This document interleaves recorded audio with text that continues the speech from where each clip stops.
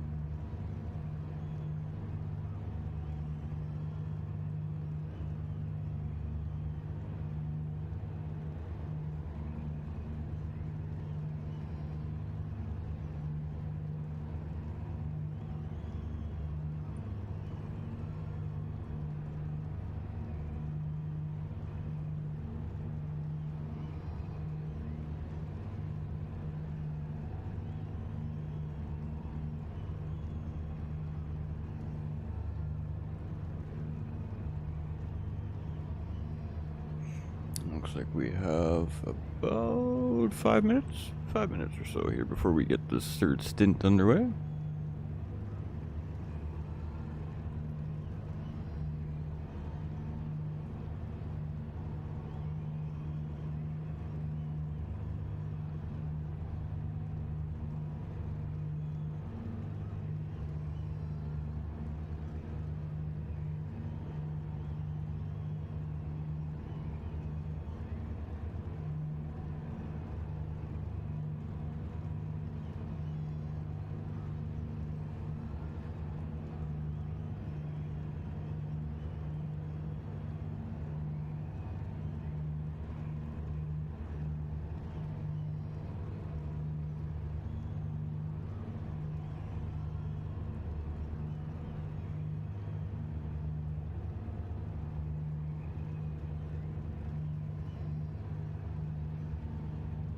What's up, Liner? I'm alright, how about you, my guy? Just waiting for the driver swap transition to start to unfold here. We're getting close. We're getting very close.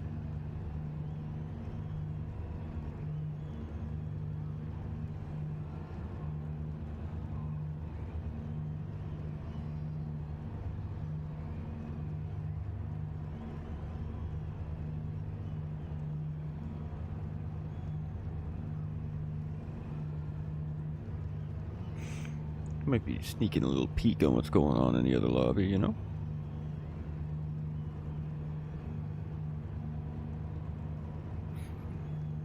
There's that moment as a commentator where I lose about 30 minutes of the race between setup, getting live, getting ready to do my next stint, so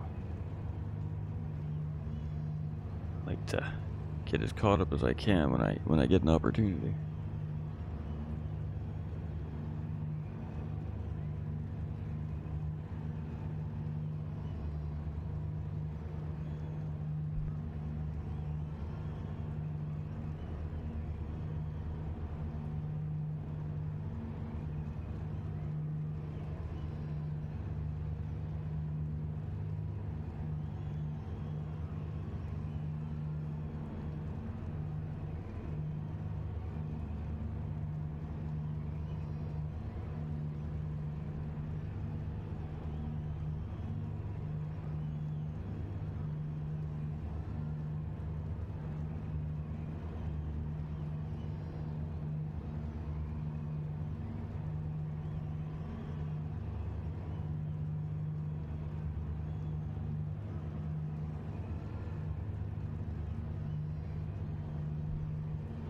I hate to hear that, Nolander. You know, it sounds like PS5 Pro to me. Just saying. It's a bad problem with the PlayStation 5s. They get really hot, right? So, depending which kind of system you have, kind of depends on how you should set it up and have it sitting. But the back USB ports and all the plugins on the back of the PlayStation 5s are very fragile. They get really, really hot. That makes them really fragile and it weakens them over time. Knock on wood, hopefully mine lasts forever, but ultimately it's a pretty typical problem with the PlayStation 5s just due to the amount of heat that they generate.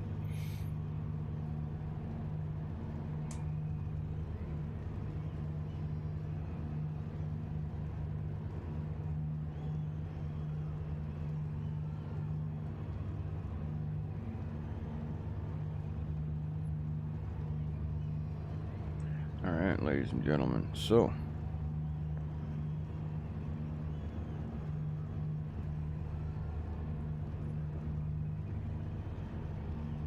with that being said, let's get ready for some round Stint 3 action, pardon me. As we can see, the driver swaps have started here, so our current race leader, the number 5 Sector 7 Esports Racing Lexus, is now starting that transition. They've just changed their tires. The fuel man is putting in that racing petrol, and J. Marti is going to take the car over here from Grigor, I believe it was. That was in the last stint. So here we go. Marti is on its way, and all the liveries were showing up when I got into the lobby. Now all of a sudden I see one not showing up. Interesting.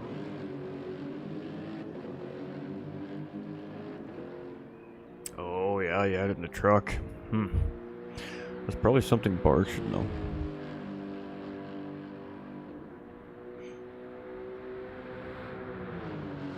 Alright, so I'm not sure what the gap is, however, between the drivers, but we do have Medi back out here in stint number 3 to take back over the wheel. Ooh, overshoots turn 1 just a little bit there. So the gap between Medi and Marti is 23 seconds. It's actually less probably because we had something go on there, and one of the drivers is just at the end of pit lane, which sucks for that driver because now that means that that driver is going to have to pit at the end of this lap because they have not serviced their car.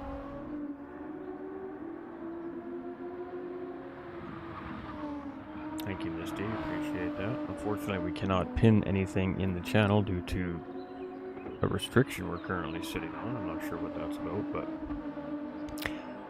yeah. Alright, so we got the drivers coming out here, and everything will get straightened out in the live timing here shortly. But we have a battle hot on our hands here, right out of pit lane between 4 cars. So, yeah, giddy up. Hold on to those belt buckles, ladies and gentlemen. We're we're back to racing halfway through this race here, and we've seen a lot happen in the race. Looking at the number 5 Sector 7 Esports Racing Lexus here, coming all the way from, I believe, 11th or 12th position at the start of the race, currently now leading the race. It's Race Asylum Esports Nick behind the wheel, and there is a livery on that car. I promise you, I've seen all 14 liveries on these cars before I hit the go live button. All of a sudden we don't have one showing up. A little interesting.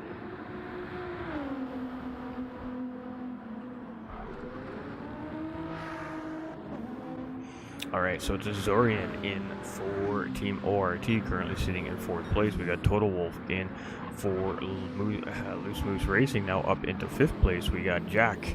So it is here in the number 69 BMW for Apex Hunter Racing. We've got Gele in the 66 Corvette for GT Finland Racers. In 9th place is the Project 1 Racing number 20 Aston Martin, followed very closely behind by the number 3 Grid Life Lexus, driven by King Ears currently. We've got McNaughty Gaming taking the pilot seat for the 64 Lexus from Sector 7 Mini Cougar. We head into our 12th position, the Race Asylum Black car here, currently in 12th place with Honor behind the wheel, and we are waiting for WID and Team RX to still get those driver swap started here so they can get out on track. So things not going well for our 13th and 14th place team here today.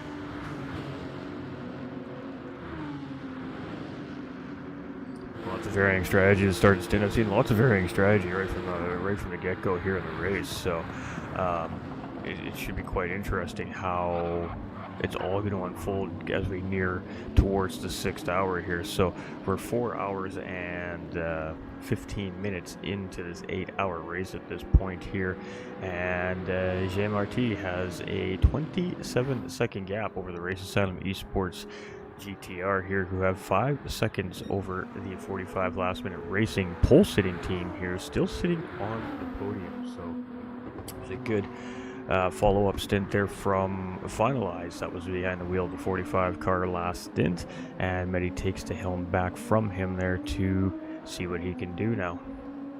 That puts Zorian in the ORT number 1 Dodge Viper. They were in the BMW M6 Endurance Series earlier this season. They made a car swap in between the Nürburgring and this racing round, and that's why we're now seeing them in the Dodge Viper.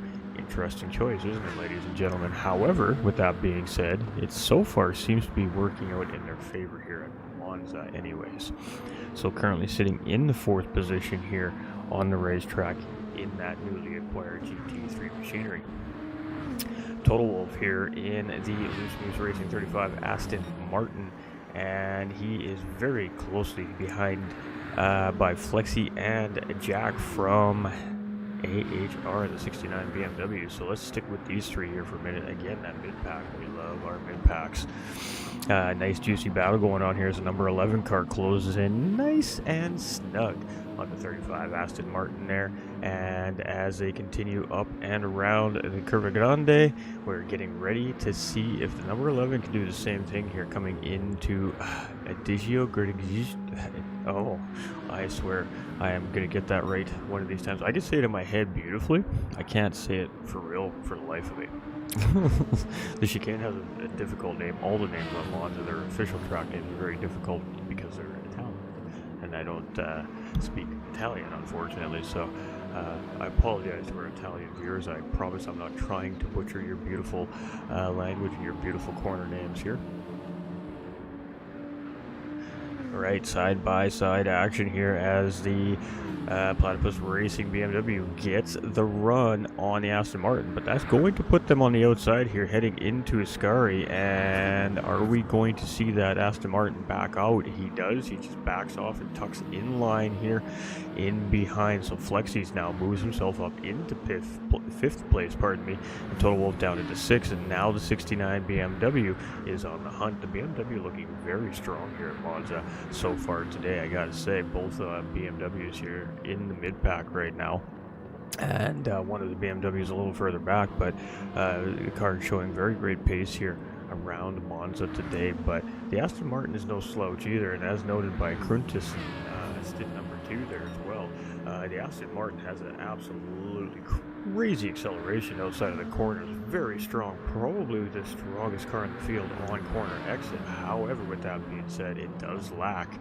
in the top end department, and just runs out of steam compared to these BMWs, the Lexus, the Viper, the Corvette, and GTRs. So it really has to utilize those corner exits to stay in behind these FR, the big motor cars, to keep that slipstream and keep it close, so it can utilize this car's strength to continue to gain positions. Clearly it's a strong car, it's doing very well here in the field, but in the middle of a BMW sandwich here at the moment. Ooh, and a little slide out there as the Aston Martin comes out of there, and that's going to put the 69 BMW right on the tail fin of that 35 Aston Martin. So are we going to see the move heading in towards Ascari like we just seen last lap? We're going to see a lag spike. That's what we're going to see. Alright, we're going to continue on here. It looked like there was contact there. There was in fact no contact there. That was just some net coating within the game that we just saw there. And you could tell because the Aston Martin did not react to contact. If there was contact, the car in front would have reacted accordingly, but it did not, which means that there was just a net code there, which means that the image was displayed in different time to different people, and that's what we've seen there. We've seen the car lunge forward in a sense, but in reality it hadn't moved at all. It was just holding its position. So, and a little bit of lag going on there between the two drivers. I'm not sure which of the two drivers it is that's causing the lag, because I don't have my headphones on. Due to audio balance, I would not be able to hear what I'm saying, and I would be yelling at you guys and gals, so I don't actually hear any of the noises of the race myself until I watch the stream back later. But battle for position here as the 69 car now looking to get the job done on Total Wolf, and Total Wolf just being very respectful here. Okay, you got the position, I'm just going to give it up easily here, not cost us any unnecessary time, and I'm just going to tuck in and re-engage when I get an opportunity. So he tucks right in underneath the BMW there and actually gives him a little push, like, hey man, come on, let's go. And there's that acceleration again coming from that Aston Martin. We are going to go see what's going on in the rest of the field here, but we've got a juicy, active little battle here, so let's stick with it. Oof, Jacko coming through hot to trot there as he came out sliding out of the second chicane there, and it looks like we've settled down here. All right, moving on. King Ears has the number 20 Aston Martin hot on his tail.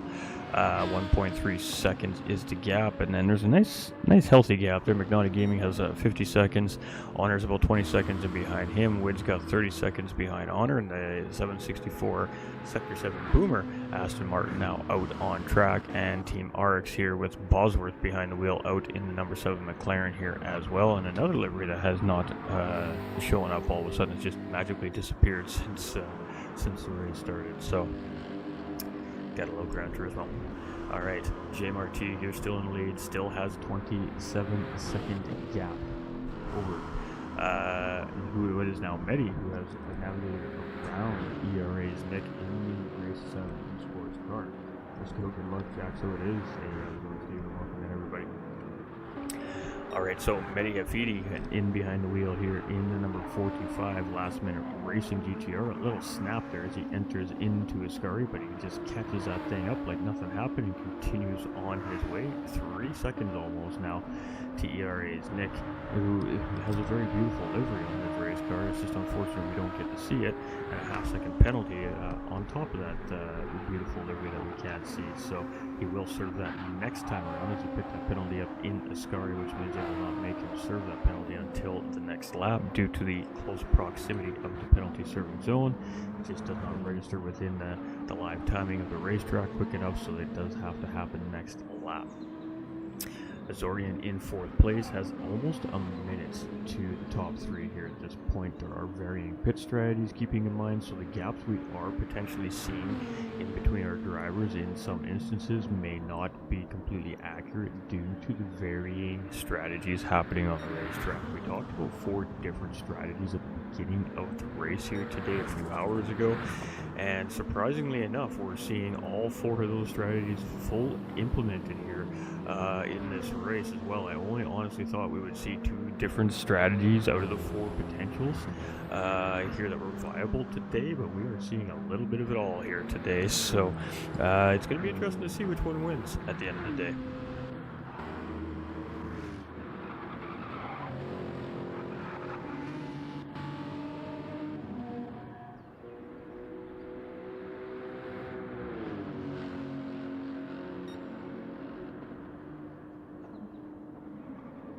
I'm just getting a lot of pings, so I just want to make sure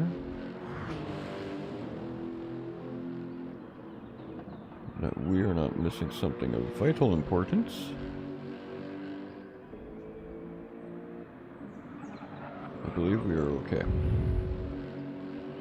We usually don't get that many pings when we're live broadcasting, so that tells me that we need to take a peek just in case there's a message coming from race control, so I do apologize for the pause there, but give us an opportunity to take a look at some of the racers and the teams that have been getting a lot of the attention and love here today just due to their current position on the racetrack and proximity to other cars, where there's so many battles happening here on this racetrack today. It's really hard to give that equal time, so to speak, to each of the teams that definitely deserve their time, not only on track but on camera as well. So 1 second penalty there for Marti as he comes through, and that is a good start to Medi trying to chip away at that race leader. We got Nick here in 3rd place. 7.3 seconds is the gap there to Medi up ahead, and I mean, nothing right now to worry about in behind. Currently as the race stands with a minute to the good ahead of the rest of the field, so the top 3 are comfortable right now. Azorian here in 4th position with Fexes in 5th place. I gotta tell you, this guy has been on fire today. This guy has been absolutely moving and grooving around Monza in this BMW. He has been up, down, all around, penalty stricken. And here he is, sitting in 5th place and looking for more, as he's only 4.6 seconds back of the Dodge Viper. But he's got a friend with him here, and it is a 69 BMW there as well. These two have been around each other a lot in this race so far, and they're right back in proximity here again. So all these little developing side stories here throughout the championship always seem to be running into each other here as well. From racing round to racing round, we're starting to see teams that are very equally paced with each other starting to have very good, almost race-long battles in some senses, and we're definitely seeing some of that here today. So Total Wolf here, only 2.3 seconds back as well. So I mean, that 3-way potential battle is not fizzled out here by any stretch of the imagination yet. Our 66 GT Finland Corvette here has about 9.4 seconds up ahead, and about 10 seconds in behind. Currently has the race leader closing in on him here. So our race leader about to put the bottom half of the field officially a lap down here. Stick with this here for a second. We do like to see how, of course, this part of the race is handled by the racers as well. It's just as important as the lead lap cars battle for positions. These blue flag scenarios, they can make a difference in a race. They can cost time to the lead lap car potentially trying to get around, especially if the car in front has a decent amount of pace on you and you're just trying to get around them, but you can't get within that distance. 1 second distance. So I would say that Marti is about there now though, so I think we're going to probably expect to see the 66 car thinking about giving up this position here. Now they do not have to just give it up. They do have a set of rules that they follow in order to determine when it is finally time to concede that position, and we should be seeing that happening here at this point. They're definitely within that protocol range, and that's exactly what we're going to see there. Just a small little lift, just the tiniest lift right there. And that was more than enough to allow that number 5 car to get through easily, safely, with more than enough time to properly brake for turn 1 and 2. So very strategic let by there from Jelle and the GT Finland Corvette. King Ears here for the number 3 Grid Life car, 8.4 seconds in behind Jelle. That actually worked out to their advantage a little bit there. They gained him a second while Jelle was having to decide where and when to let the number 5 car through for a blue flag situation there. So about a second gain there throughout that transition for the Grid Life car. So with that being said, that also means that he is opening up just a very small gap to number 20 Aston Martin from Project 1 Racing in behind here as well. 3 seconds, 3.3 seconds now is that gap, and then the gap gets a little bit bigger. Total Wolf here, who was very in the thick of all that battle in there, has just made what appears to be a strategic pit stop, or a scheduled pit stop, and has now come and settled into the race in 10th place here, 24 seconds in behind his fellow Aston Martin racer, and has about 24 seconds to get to the number 64 Sector 7 Racing Mini Cougar Lexus, currently sitting in 11th place here in the race and currently being piloted by McNaughty Gaming.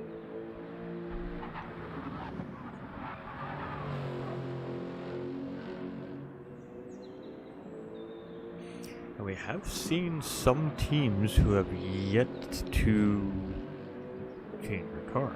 We've seen several teams change cars already this season. A lot of that was due to a physics update that happened a couple of months ago. Some teams opted to just stick with their original car choice. And I think that that's another interesting strategy and another essentially tough decision that the racers have to make in these championships as well. The car change is a free car change, so there's no penalty for that first car change since that physics update changed a couple of months ago. And I mean, some cars were definitely affected by that more so than others. Some cars remain to stay fairly competitive still, even in their current state.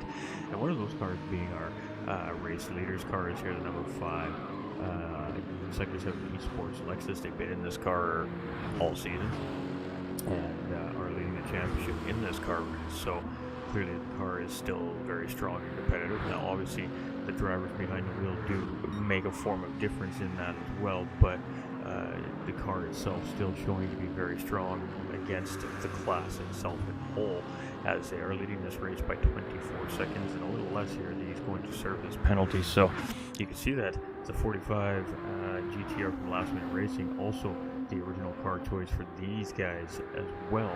They have yet to use their car change this season, sitting in second place here and slowly chipping away now at that 27.5 second gap that was at the beginning of the driver swap of the stint here. So these penalties here that Marti have been picking up over the last couple of laps are starting to allow Medi to close in and chip away here. And that puts Nick 11 seconds back of Medi currently, and the Races Sound Esports GTR, the number 44, is moving, grooving, and cruising here as well. He just made his way around the last minute racing Aston Martin, putting him a lap down to this particular car on track here, and 34.5 seconds overall to the race leader. They have changed their car. They started in the Corvette this season. Team ORT, the same thing. They have opted to change their car this season as well. They went from the BMW to what is now the Dodge Viper. This just happened in between round 4 and this current active race that we have ongoing right now in front of us. What's up, Stig? Hope you're doing good, dude. And again, it seems like they're feeling a little more comfortable behind the wheel of this car compared to the BMW. They seem to be struggling very early on in the season in that BMW. They definitely were not getting the race finishes that we've seen from a very dominant team last season, but showing showing that they have some pace and some strength in this car here now. So maybe they just didn't sit well with the BMW machinery. They've opted to sign that contract with Dodge now, and so far so good. As we are a little over halfway here, still a long ways to go, but looking strong. The AHR Apex Hunting Racing BMW here. I believe this is still their original car as well this season, if I'm not mistaken. They have just changed their paint design from race to race, which a lot of the teams have done. That's pretty normal, but definitely really starting to settle into the BMW here. It looks like as we're in the midway part of the season now. This has probably been one of the more consistent races coming from the number 69 car so far this season. Overall as a whole, as the race has progressed to this point. So very good performance coming from our 69 team here, and I'm sure that they're got some smiles in the paddock, but they know that there's still a long ways to go here as well at the same time. So that takes us to the number 11 Project Platypus racing team here. They did start their season in the Mercedes 2020 AMG GT3 car. Again, they were one of the teams that did opt to make that change after the update, and they jumped into the BMW M6. So this seems to be working out pretty well for them. Here they have had some better results since they have jumped into the BMW. So again, sometimes it just might be a comfortability factor with the equipment that you're driving as well. That takes us into the GT Finland racing team, the 66 Corvette that has been the Corvette all season. They have not opted to change their car yet, and they've been fighting mid-pack here all season long. So the car is not really showing any weakness or strength difference since the update. So obviously to them the choice is, let's see what happens. There's still 5.5 months of the season left yet, and that means there's still 5 updates to happen in the game yet. So some teams that may have opted to hold on to that free change, keep it in their back pocket for a more emergency situation, especially as the season progresses. The last thing you want to be doing late into the season is taking a penalty for having to change your car. So again, part of the strategy, we got the number 3 Grid Life team here. They've been in the Lexus all season. Another Lexus team here that has just opted to stay in the Lexus, proving that the Lexus is obviously still a very strong car here, even after all the changes. That takes us to the Aston Martin. The Aston Martin was not a viable car pre-season without the ability to make adjustments. But with the ability to make adjustments to the front and rear aero, this car has shown to be more than competitive in this championship. And even with the big physics update, it didn't seem to kill the car. It is still very competitive here. We still see plenty of Aston Martins here in the track as well.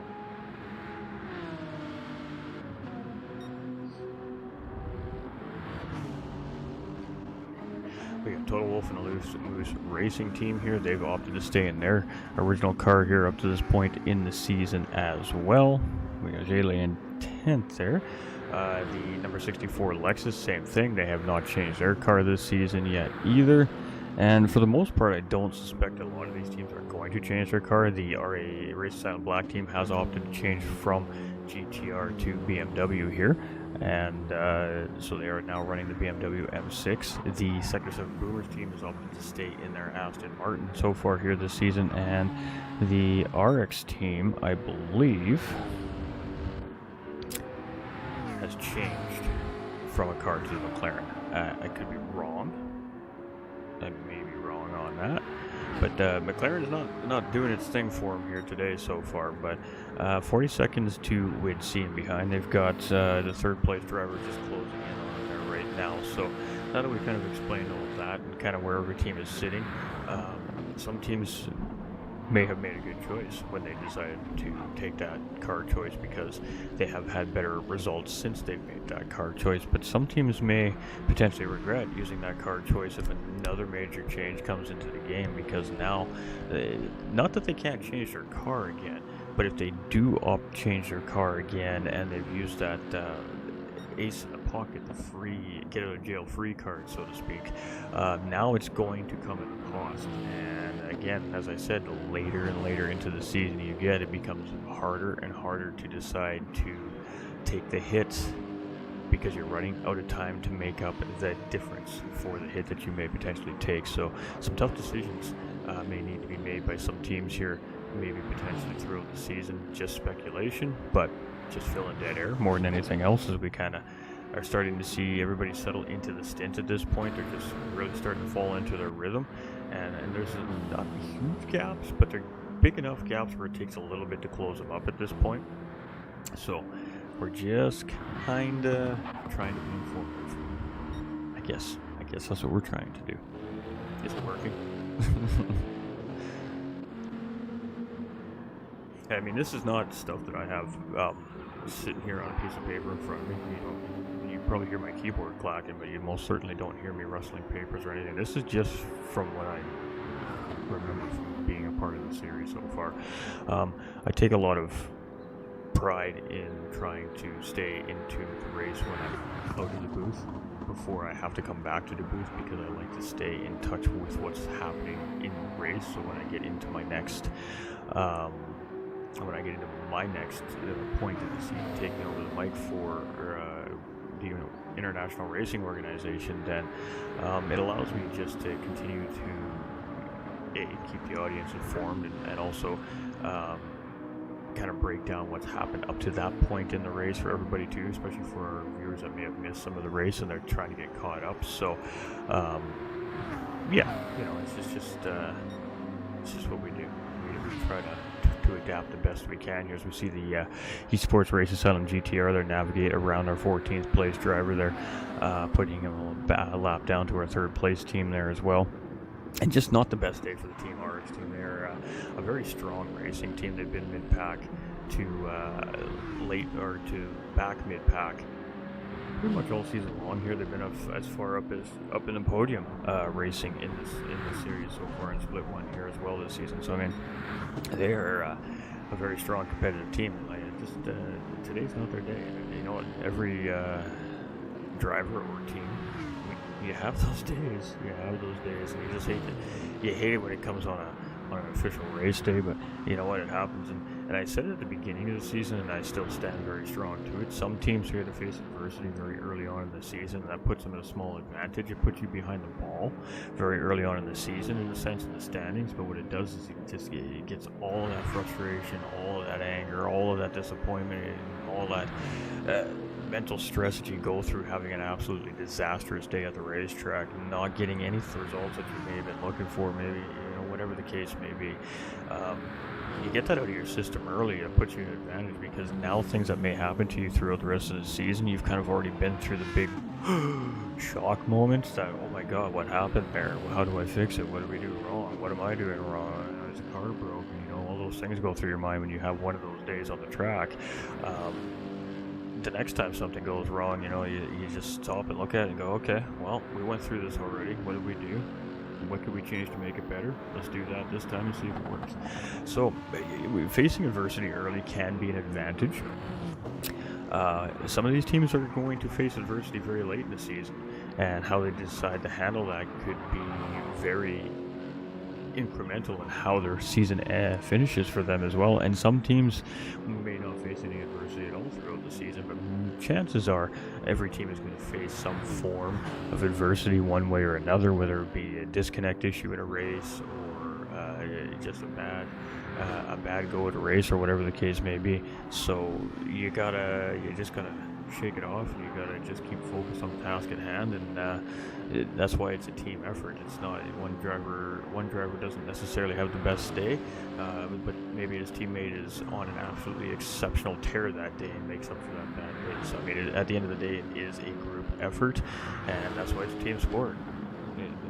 It's done by more than one person. So it's just like anything else in life when there's teams involved. If one person is down, there's always somebody there to pick it up, right? So that's essentially how it goes in racing.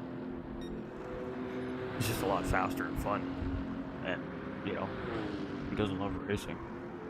Who doesn't love horsepower and hot rubber and cars screeching and metal crunching and parts flying and smoke and chaos and screams in the crowds and cheers? Who doesn't love that? Everybody loves that.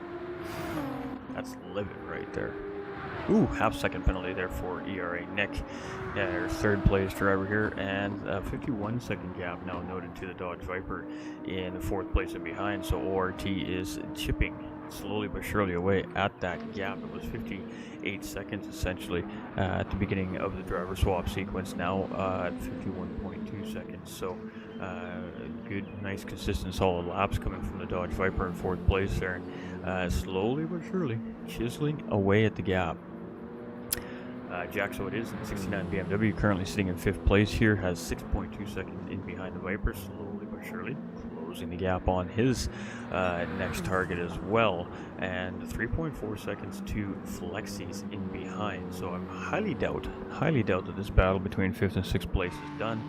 It seems like no matter what seems to separate these guys, whether it be a half a second or 5 seconds, they always seem to find their way back to each other's bumpers and continue on with that nice hasty battle they've been having all race long. So that puts Grid Life 22 seconds in behind fifth and sixth place and about 13 seconds ahead of the number 20 Aston Martin. And that must have been a pit stop that happened somewhere there, because they were only just 3 seconds in behind a few laps ago. Total Wolf in the Loose Racing Aston Martin here, currently sitting in 9th place, 17 seconds in behind the number 20 Aston Martin, and only 3.6 seconds ahead of Gele. Again, another name I'm probably butchering. I apologize if that's the case. And that number 66 Corvette is trying to reel that Aston Martin in. So again, the Aston Martin is going to have a slight advantage over the Corvette on corner exit, but this Corvette is going to have a significant advantage in a straight line on the long run over the Aston Martin. So it is going to be a little bit of a give-take battle here as he continues to try and chip away at Total Wolf up ahead. McNaughty Gaming in the 64 Lexus here, 21 seconds in behind Gele. I can't quite remember what that gap is, but I'm pretty sure it was a little bit larger than that, so the gap is starting to close. But keeping in mind that the teams are on completely different pit strategies, we're not really seeing 2 or 3 cars coming into pit lane on the same lap. We are seeing a car pit, and then 2 or 3 laps later another car pit, and then maybe 2 or 3 laps later another car pit. So we are on completely different and varying pit strategies from every one of the 14 teams here so far on track today. 764 at the Sector 7 Aston Martin here is sitting in 13th position, 12 seconds in behind Honor. He has been slowly but surely just chipping away at that 12th place driver as much as he can there. And Team RX, there's about a minute 11 in behind, and it's just try to do what we can today. Don't give it up, because you just never know what happens. Racing is racing, and all of a sudden they could be up in the top half of the field.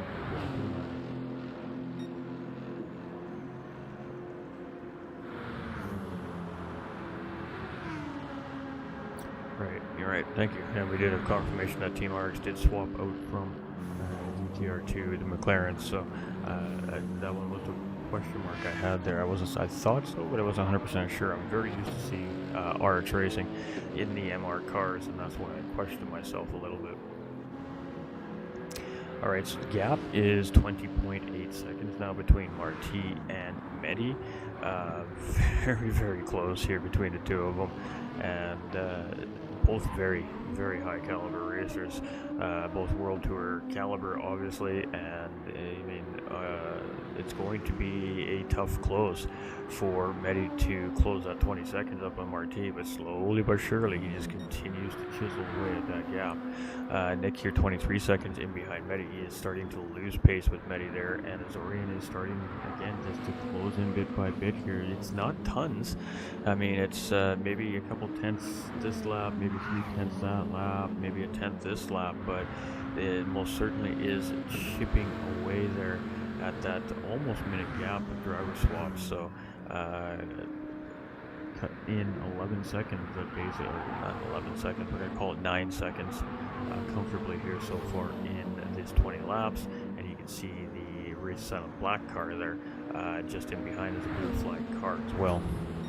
But good for them if they can stay in behind that Viper, get a little bit of free slipstream pull there, get that BMW up them straights just a little bit quicker. Jackso it is here from the AHR 69 BMW, and I mean we're starting to see these guys close up a little bit again, so tire difference is going to be a little bit of a factor of this, obviously, as the strategies are different, the pit strategies are different. That means that tire compound life is different, fuel load is different, and how deep into the stint each one of these cars is their tire stints is different, so that is going to relate to drivers being able to close gaps a little bit quicker on some drivers than others, and that's what's making this race really interesting because of the varying pit strategies. What is up? How are we all doing?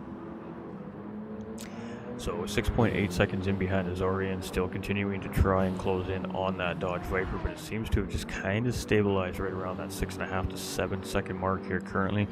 But Flexi's is starting to close back in a little bit here again.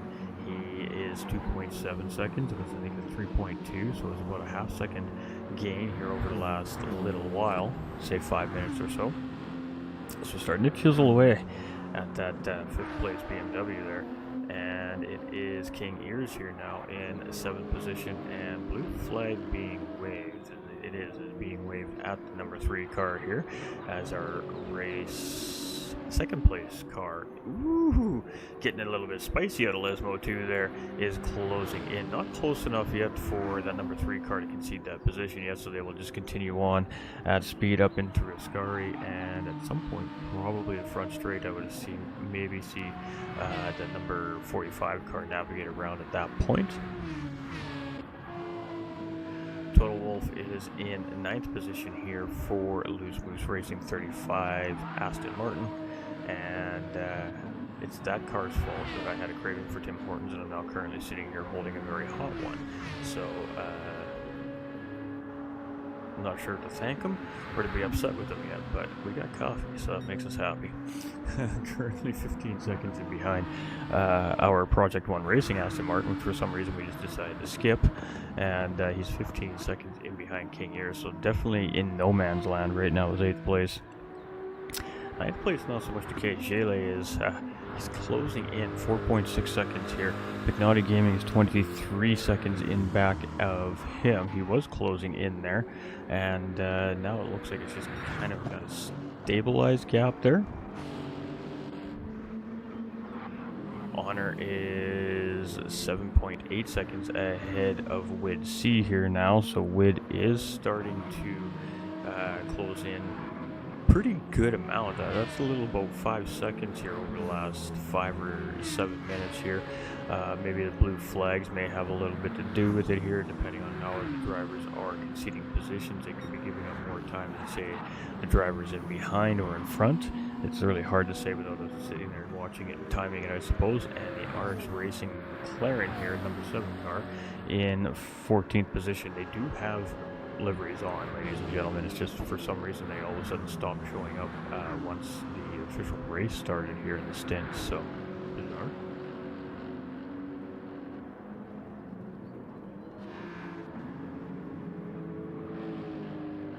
Well, that's just it, right, James? I mean, there's, like I said, there's like 5.5 months of the season left. There is most certainly going to be some kind of significant change before the end of the season again.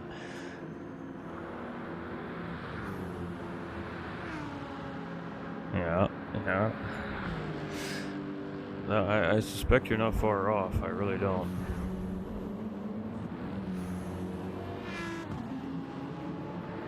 Yo, what's up? Alright, so JMRT in the race lead here. Mehdi 20 seconds in behind and just dipped it under 20 seconds there, but Mehdi is now just closing in actually on that number 3 Grid Life car, so hasn't closing quite as quickly as we figured they would there, and he's just going to make that pass happen there out of turn number 2, and as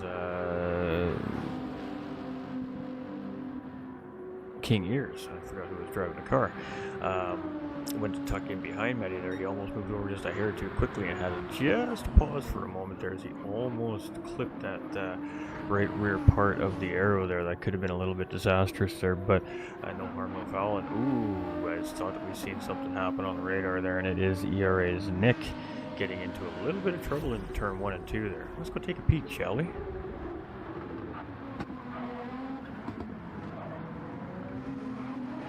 just on the exit there, and had to gather it up a little bit. It was a pretty minimal mistake there, but just at the point we caught the car gathering it, it looked like it was a lot worse than it actually was. So nice save there by Nick, but definitely going to cost him probably about a second to the car in front and behind. So Zorian is 46.6 seconds in behind now, so about 12 seconds gained on the third place GTR here so far in the first 24 laps of this third stint.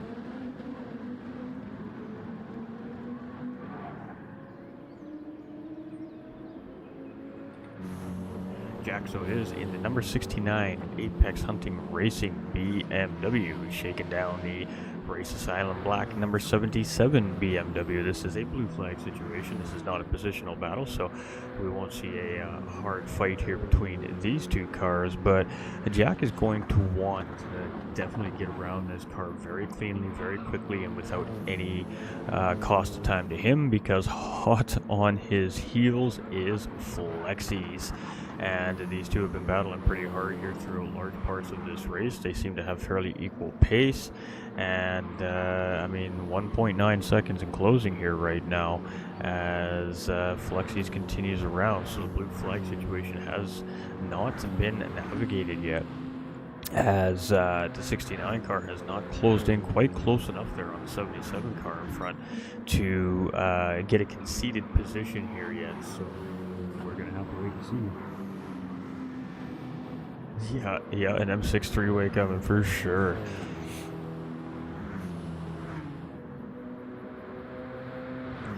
It's fun to watch the same cars battle each other, because you know that the machinery is essentially equal, with the exception of how they have their rear and front wings set and who's driving the cars at that point.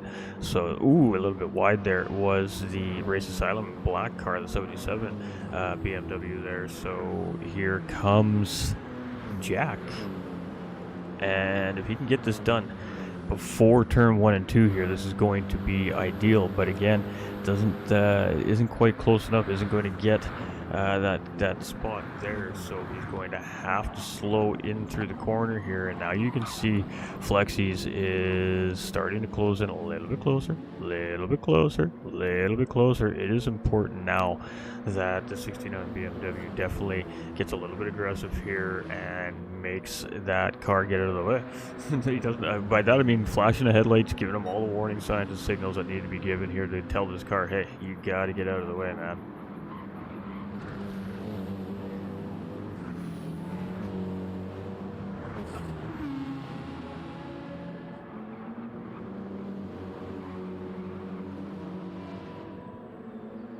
Flexi is now 1.3 seconds in behind. This is becoming very important here for the 69 car to really find his way through here, because if you can get that car between him and Flexies essentially has to deal with the same issue. But if Flexies gets too much closer here before the 69 BMW can get around the 77 car here, then Flexies is just going to be able to follow the 69 through around the 77 BMW and is not going to get that time back from Flexies. So he needs to get this done here and now. He needs to not hesitate too much longer here, and he's going to move up on the inside here, going deep into Parabolica to make sure he gets it done there.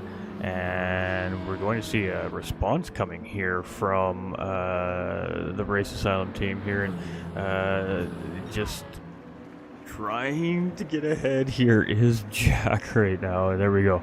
He's got the slip. He's finally tucked himself in front of the 77 car here, so that has given him at least that car in between cushion here for the moment. But that was definitely a tough blue flag situation for the 69 car there, as it took almost 3 laps to get around that car there and allowed Flexies to close almost within slipstream range here at this point. Now, with that being said, the 764 Aston Martin is tucked in nice and tight here in behind Flexies as well, and getting some help here coming from that 764 car as well, which is definitely helping to charge up towards the 69 BMW here as well. So we've got 2 lead lap cars and 2 blue flag cars here all mixed in. And then we've got the 12th and 13th place car, which are positional battles in between the 5th and 4th place cars, which are so we have two positional battles happening at the exact same spot on the racetrack, but in two completely different areas of the position on the racetrack. We have a battle for 4th and 5th, as well as a battle for 12th and 13th, all happening at the same time on the same spot on the racetrack. So this is getting a little bit intense here. And we're going to see a message come from race control there now from for the 77 car to now get out of the way here. So we should see the 11 car get around quickly here.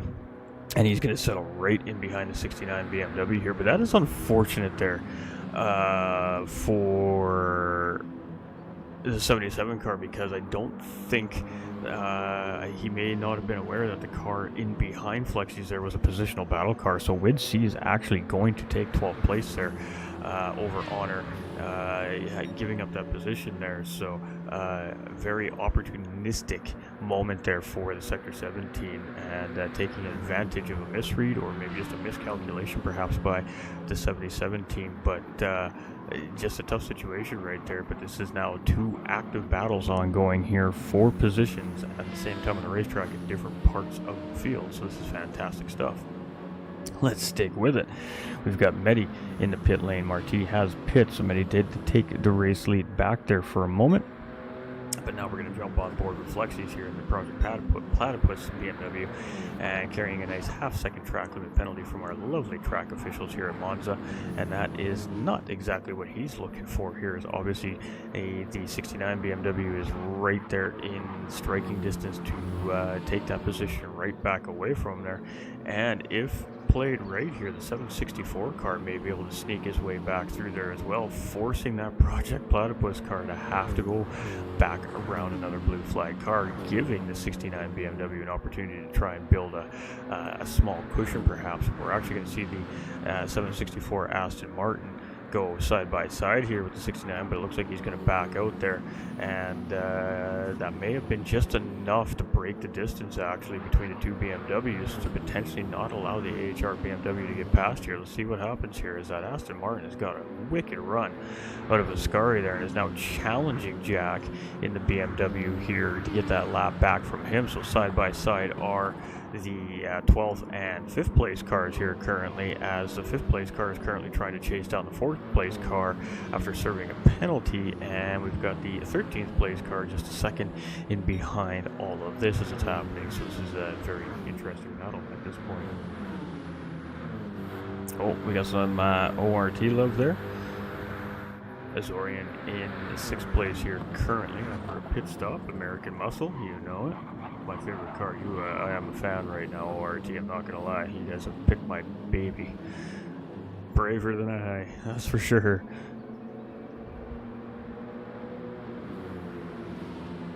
Whew, this is intense. I mean, we got the 69 BMW here. I mean, he's got a whole different issue on his own right here. He's got this blue flag car trying to get that slap back on him, because obviously the Aston Martin feels like he has some pace on the 69 BMW here right now. And this is really just costing him time right now on that battle for 4th place. And there we go, the 764 gets the job done here. And Honor getting a little bit loose coming off of the exit curbing there, and that was a really good job at keeping the car underneath of him and not taking out the 69 BMW in the process of losing the back end of the car. That was a good save right there.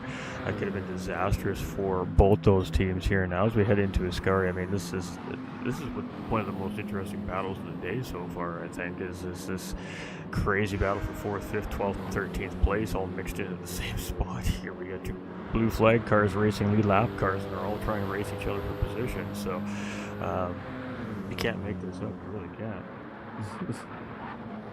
It's a bit different, yeah. No, it's nice to see it come back. It's a car you don't see very often in this type of racing condition, this kind of competitive condition. So I mean, I love seeing that on track, I'm not gonna lie. Absolutely love seeing it on track.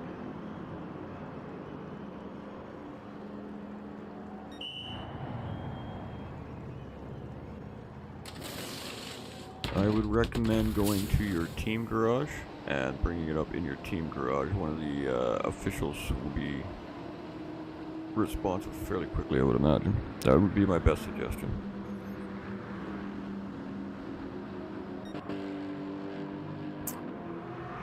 Alright, so Marti 10.6 seconds ahead of Nick, who's sitting in second place.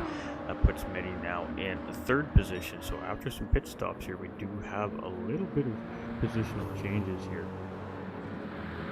This is wild racing. Yeah, this is wild. You're not wrong. Alright, so Marti here, 10.8 seconds. Nick now in second place with a 7-second gap over Medi here in third place. Flexi's is 48 seconds in behind third place. So, again, it's still about a 12-second gain from fourth to third place, no matter who the driver in fourth place currently is.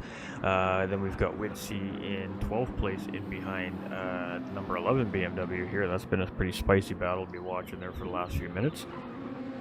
That puts Azorian in the ORT Viper here, currently in 5th place. So we just seen a big pit stop sequence here from about 4 or 5 drivers, and that has kind of shook up the positions of the top half of the field a little bit here. So King Ears and number 3 car is now currently sitting in 6th place. That puts the AHR BMW in 7th after their pit stop there. And I believe that was a damaged pit stop due to contact, from what I understand.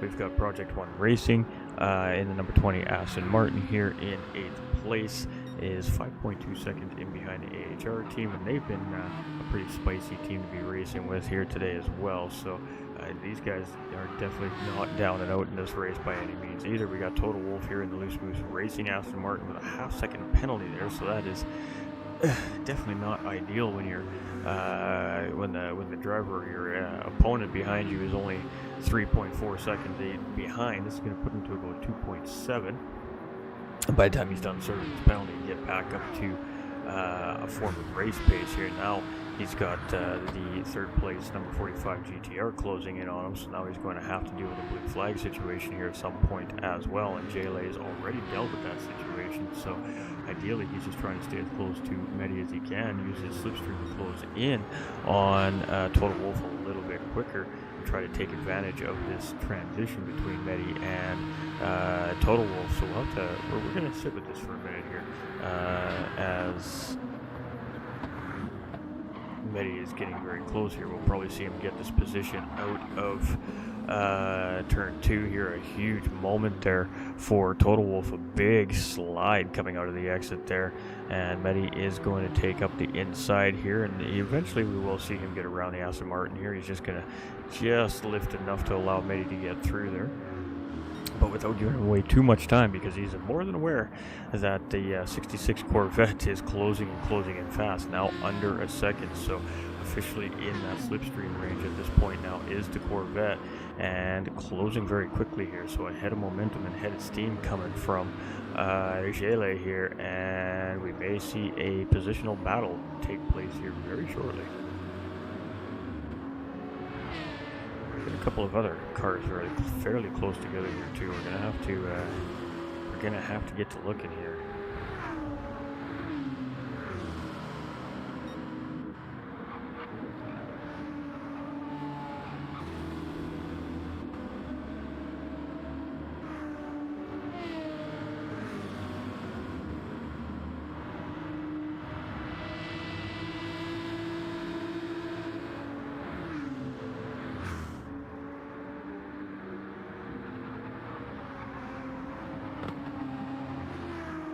All right, Nothing brewing there. we just wanted to make sure that we at least waited through Ascari, because again, that's a good opportunity to get a really good run and try to get the pass done.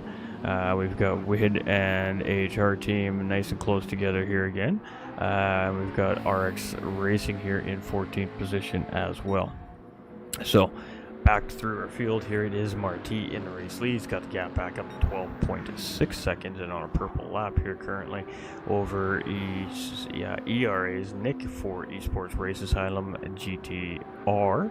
We've got Medi in the GTR, can't find him, there he is.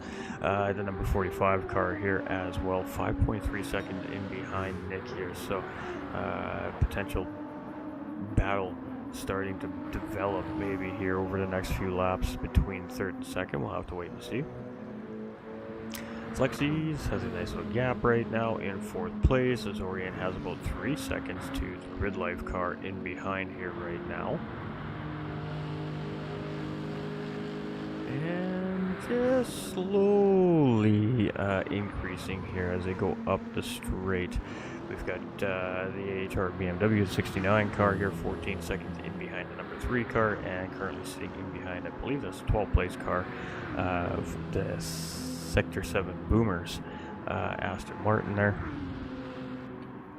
Project 1 Racing number 20 car is currently 4.7 seconds in behind the AHR team, so potential maybe battle brewing there at some point here. We'll have to wait and see. Alright, GLA is starting to close back in on Loose Moose Racing Aston Martin, back within a second here again, so let's sit here for a minute, as this is most certainly the closest battle we have currently on the track. And let us see. Gele can get it done on this lap.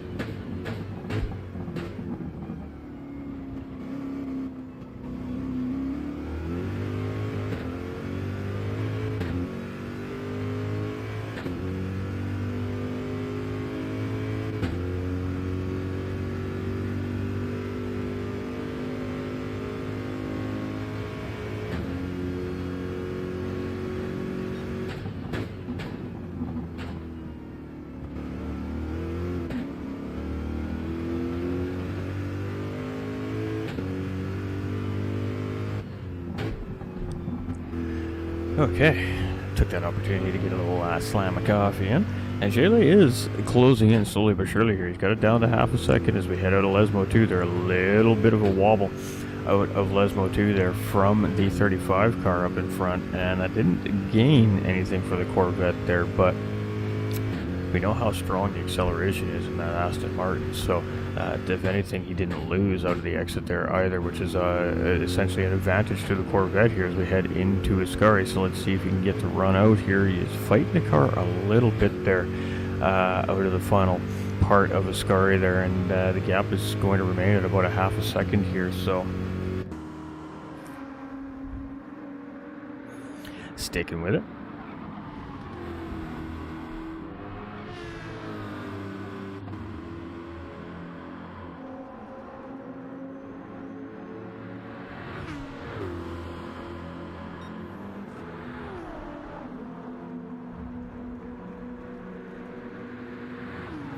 Ooh, it's getting close. Got the slipstream engaged here. The Corvette's prowess is kicking in here. It's helping him close in on that Aston Martin.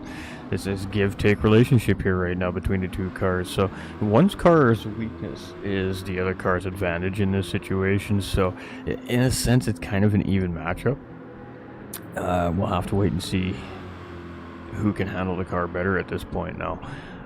It could come down to tire difference. It could come down to just a simple braking mistake. It could come down to just a simple throttle error that could change these positions. So being smooth, being on point, and not missing your marks right now is the most important thing for both these drivers, not only Total Wolf, but Gele as well. Magnotti Gaming into pit lane, making a scheduled pit stop there, and he did take a look there, got some clean air obviously before he comes into the braking zone to help get the car to rotate properly.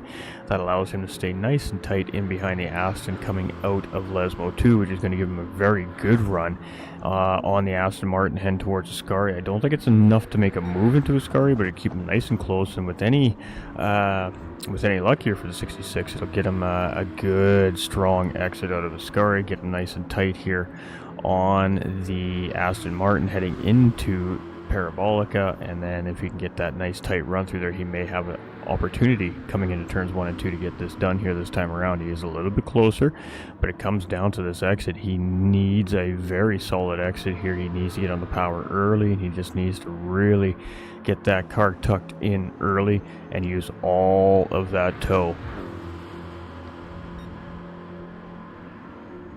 We've got a huge, nice little juicy car pile up heading up front of these guys here too. Some lead lap traffic with some blue flag traffic there, and I think there's a positional battle mixed in all of that as well. But this one's just too good to walk away from here at the moment, so we're going to stick with it here as Gele is applying some pressure here now to the 35 car. And when is the time to strike now is the bigger question. They are definitely close enough to make something happen when they decide that they want to. It's just, where is it going to happen? Again, they just put their car out a little tiny bit there, just took a look, giving a little show there into the opponent's review mirror, trying to get them to react to the movement there, but no reaction coming at all from the Loose Moose Racing Aston Martin. Cool as a cucumber currently right now. Not feeling too much of that pressure as of yet. He's still nice and clean. He's not making too many mistakes up there ahead. So handling the pressure from the 66 car fairly well here right now.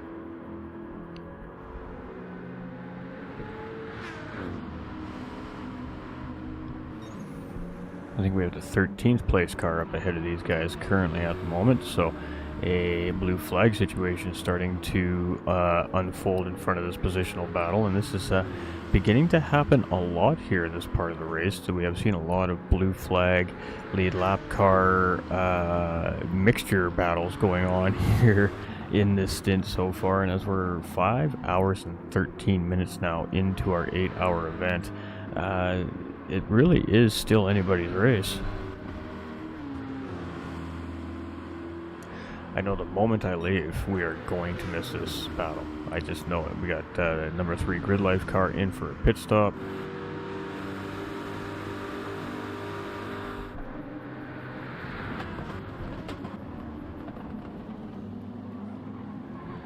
Ooh, and he just couldn't quite get it done there. He could not make that stick. Tried to go deep under the brakes there on the outside of turn 1 and 2 to get the job done.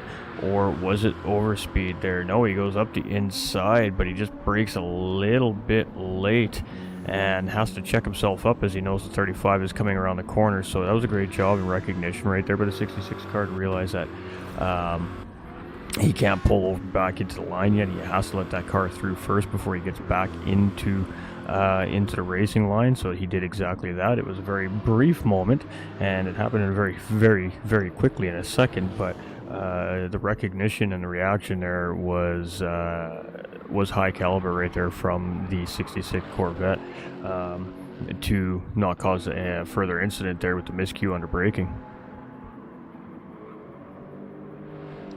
And the parachutes, maybe. RX Racing just disconnected.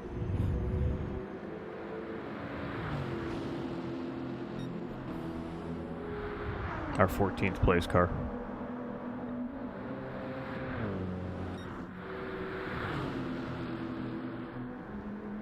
Alright, so we got Sector 7 Esports team passing one of the sister teams here, putting them a lap down. That is the 64 Lexus. At number 5 Lexus has just navigated around there.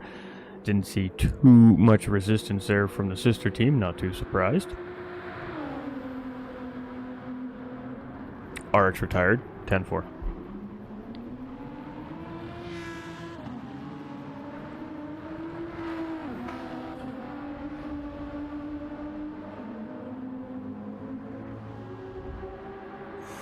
Alright, number 7 McLaren is done for the day by the sounds of it. So, sounds like we do have one car officially down and out here for the day today. So down to 13 here at Monza. And endurance racing is tough. It's tough on the racers. It's tough on the equipment. And sometimes it just doesn't make it. You'll see a car go 24, 26, 28 hours straight, no problem, no issues, and then you'll take it into a short little race like this. It's just 8 hours, and the car is just blah. It just gives up. The difference is these 8-hour races, you're driving the car at a much different level than you're driving it in the 24-hour races. You're being a lot more conservative. You're being a little more reserved with the car and the equipment, knowing it has to last a long time.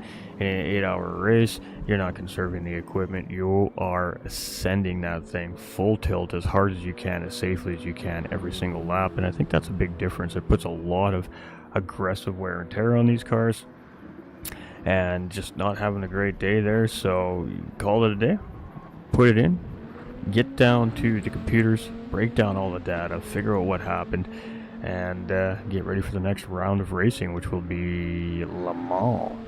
Will be round 6 here from the International Racing Organization. Is going to be a doozy.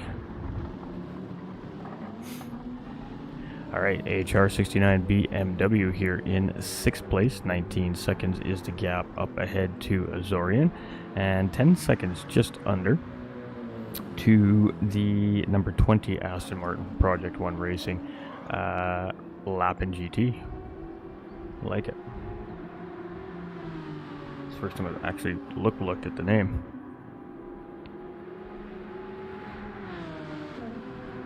And there's a blue flag coming there, and it is Medi from the 45 car that's closing in here. So our leaders here are starting having to navigate blue flag traffic a little more frequently now on the races. It started to really spread out from first through down to now 13th position here. Total Wolf is 11 seconds in behind Project 1, and I mean Shayla is still right there, just 3/4 of a second in behind, but maybe not trying to get the position from the 35 Aston Martin potentially here right now. I mean, clearly they're fairly equally paced, so maybe using that car potentially just to try and save some fuel, save some tires, and get some free speed. Potentially what we could be seeing here as well.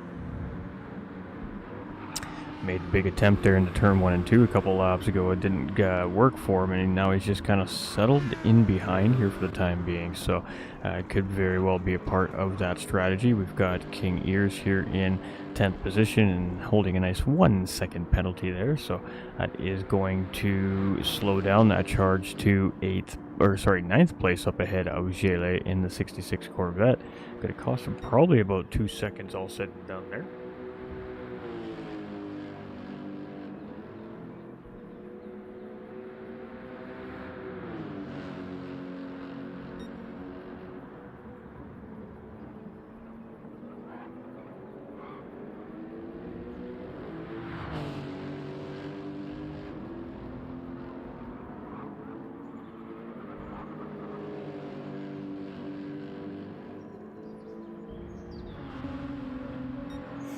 Marti has done a really good job at pacing Medi here. I mean, Medi has chipped out about almost 8 seconds out of Marti's gap here since driver swap, but and has gained a position since driver swap, but not able to really close in any more than that. So very equally paced are the two racers here on the track. Nick here in 3rd place, 44 seconds in behind Medi, losing touch very quickly there with the top 2 as they are just on a complete tear right now. Flexi's here in 4th place. He's got a nice comfortable cushion here right now. He's got 13 seconds up ahead. He's got 20 seconds in behind. Obviously would probably like to be a lot closer to the podium than he currently is right now, but if not feeling any pressure, he doesn't have anything really there to have to focus on, but continuing to try and run fast, clean, consistent laps. Azorian in the Dodge Viper here is sitting in 5th place right now, 20 seconds ahead of the AHR BMW, the 69 car, who has 11 seconds over Lapin GT and the Project 1 racing team. Let's get back to this battle.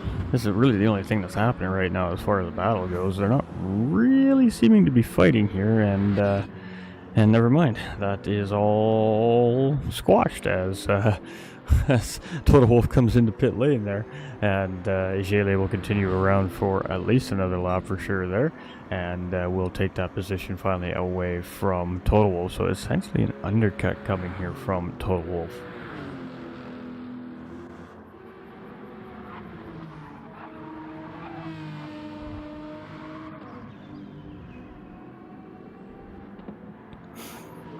Alright, we don't really... McNaughty is 2.6 seconds in behind Wid. So, it is... What's going on there?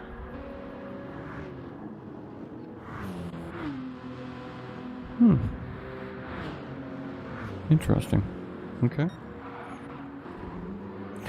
Hold on to it, Honor. Oof. That was close.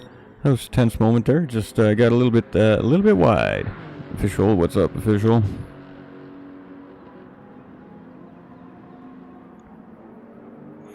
Alright, so the number 5, Sector 7 Esports Racing Team moving and grooving here. They are our championship points leader coming into round number 5 here today and currently leading the race 5 hours and 20 minutes into this 8-hour endurance here today. They are looking fairly strong here as it sits right now on the racetrack. However, the number 45 Last Minute Racing GTR is starting to chip away at that gap. We haven't seen the gap come under 20 seconds for a few laps here now, but that gap is starting to slowly come back down. So it was just shy of 28 seconds at the driver swap after 4 hours of racing, and now it is down to 19.5 seconds. So the 45 car is chipping away at that race leader, and by doing so has put himself a nice sizable gap over the third place driver from Esports Race Asylum, ERA's Nick. Flexi's here in 4th position. He's got 13 seconds in behind that GTR, and number 11 BMW has had a very feisty race here today. And honestly, I mean, if you're talking about a driver of the day, you can't say that this car is not in the conversation. Drivers of the day, I guess, since it's a team event here. There is multiple drivers, as he's really had a solid race. They've had some penalty trouble. They've had some moments where they've made mistakes and have fallen down the field, but they always seem to continue to come back up and seem to find their way up into that 5th, 6th, 4th place battle somehow, some way. So you would definitely have to, I think, put them in a conversation for team of the day, I guess. I think performance-wise, you can't obviously discount our current race leader. They did start in 12th position, I believe it was at the beginning of the race, and they're currently leading the race. So obviously that would be a pretty high topic for discussion as well. But putting a very strong competitive team aside here, you can't discount what the number 11 BMW has done here today by any stretch of the imagination. ORT now gets 4th place over Fexi's there with that pit stop, and you see the 764 Aston Martin just squeezing past that BMW here into turn 1 and 2, so that may not work out ideally for Fexi's, as he's going to have to quickly get some temperature into that car, into those tires, and try to get it underneath of him so he can do exactly what we just saw there, get that position over the 764 car as quickly as possible. So just some awareness there, I think, from the 764 car, realizing that the number 11 car had just come out of pit lane, is most certainly going to be on fresh tires and is a lead lap car, so it just made sense to get it done and over with as quickly as possible. Unfortunately there for Flexi, he's going to pick up a 1-second penalty in the process, and they're going to have to re-navigate that whole situation all over again. But I got to tell you what, the 69 BMW ain't complaining about that one bit. 4 seconds is the gap, and a 1-second penalty over the car in front. It is dinner time, and the 69 car is getting hungry.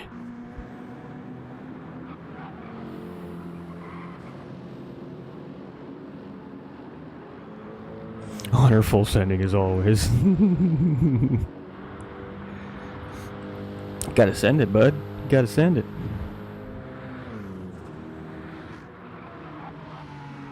Alright, so now after serving the penalty, it is down to 2.1 seconds here. So the usual suspects here today closing back in for a potential another positional battle here. We'll be keeping our eye on those two. Project 1 Racing, not a whole lot going on.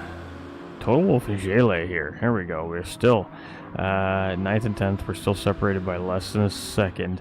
But again, we're not seeing an immediate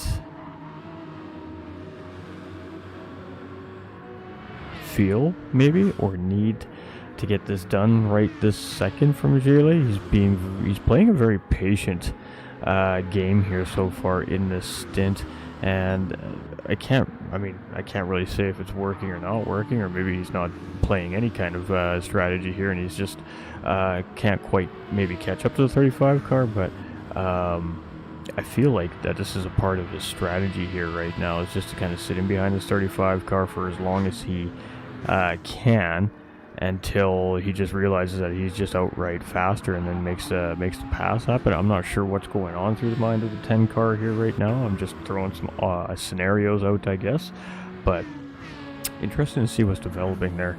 And no like real pressure being applied at this moment either, so they just come off pit stops. I'm sure they're just getting their tires and everything back up to temperature as well, so once they get their cars kind of settled back into optimal conditions, we may see that change. And a half-second penalty there coming for Wid. That definitely came through a scurry there, and track officials doing what they do best, handing out reprimands.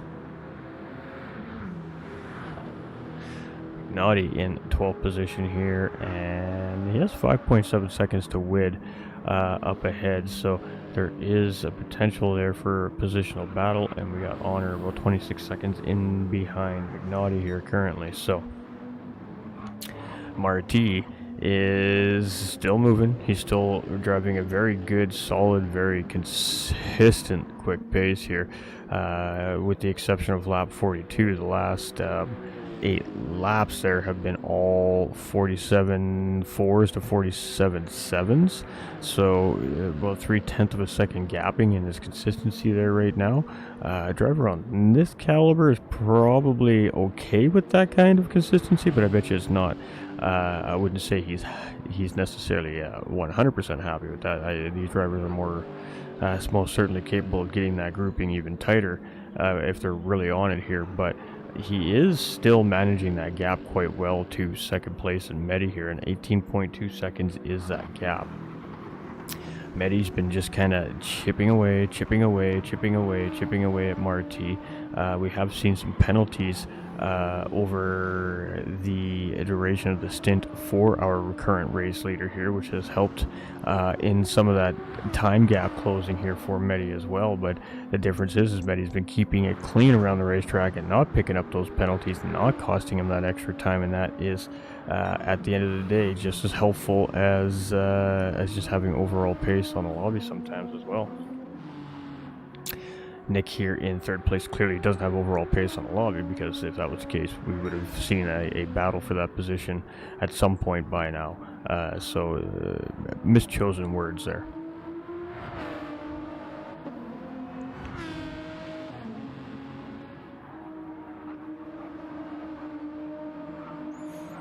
I'm going to get stoned the moment I leave the commentary box now for that comment. Watch. What'd you say? Alright, Team ORT are defending champions here, the number 1 car in 4th place, and doing their thing right now. They're in no man's land. It's not the worst place to be in necessarily. It does give you lots of clean air. It doesn't. There's no pressure in behind. It really should allow you to lock in and really try to optimize your open racetrack time, because it is becoming few and far between here as the race progresses into the latter part of the day here now. And drivers are starting to get tired. The cars are starting to wear down a little bit. Things are changing. Track conditions are changing. So the racers are giving it everything they got. Go Kingy, go, says Lucas. Kingy, where's our boy Kingy? 7th place here. He's got 29 seconds to the AHR BMW, and he's got 25 seconds to the 20 Aston Martin in behind. So again, in no man's land, except the only difference is here for King Ears is he does have the Race Asylum black car in front of him here currently, so he is going to have to navigate that situation here sometime fairly soon, it looks like, and have to wait and see if he can get it done quickly and efficiently, or if it's going to cost him a little bit of time. Right now, the Grid Life car is definitely not looking to lose any extra time unnecessarily here, but you can see a signal coming from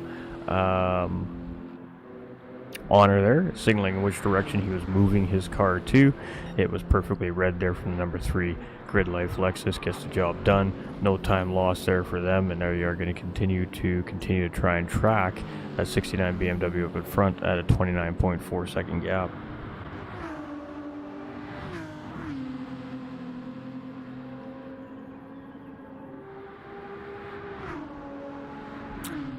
Let's go take a look.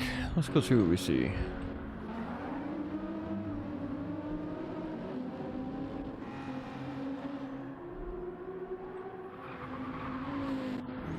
definitely some teams that are going to have to make another pit stop, for sure.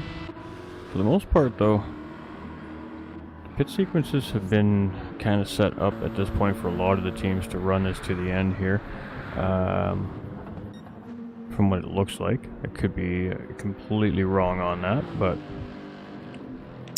we are definitely going to be seeing some of our front runners having to make a pit stop here at some point before the end of this stint. So it's ever so more important now for some of these guys to continue to try and open the gap as much as possible, because now when they have to take that pit against the rest of the cars that are chasing them that have pit already, they are going to give a lot of time up to those drivers. So what they're aiming to do there is not give up any free time, but at least break even coming out of pit lane on what that gap was, bare minimum. So we'll have to wait and see how all that plays out. And boy, that got real sketchy real fast there from RT as he went really wide through parabolic curve there and actually caught that big yellow sausage curve there, and you can see it actually threw the car up in the air a little bit there. So very fortunate for him that the car didn't land funny, unbalanced, slide out and cause a bigger incident off the edge of the racetrack there, especially in that slippery marble section, as we call it,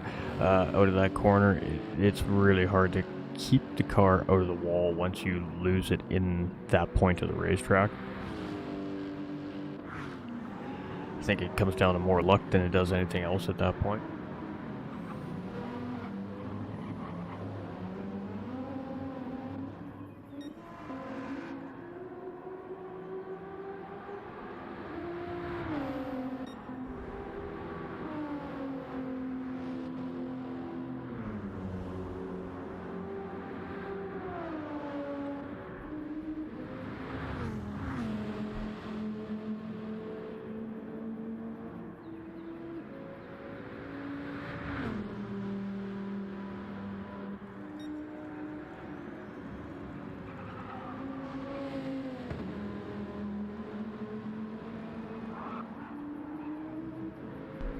Alright, so our number one Dodge Viper from ORT here is still doing his thing in no man's land, but the difference is Fexy's is closing in a little bit here. In behind 5th place, a couple of seconds now, chipped away on that Dodge Viper up ahead. He's got the 764 Sector 7 car closing in here behind as well.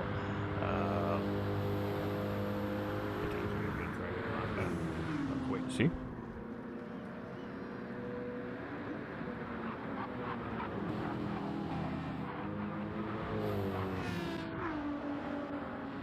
Oof, that was a very big mistake right there from the number 11 BMW, and that should be easy enough for Wid to get the job done, but I could be wrong there.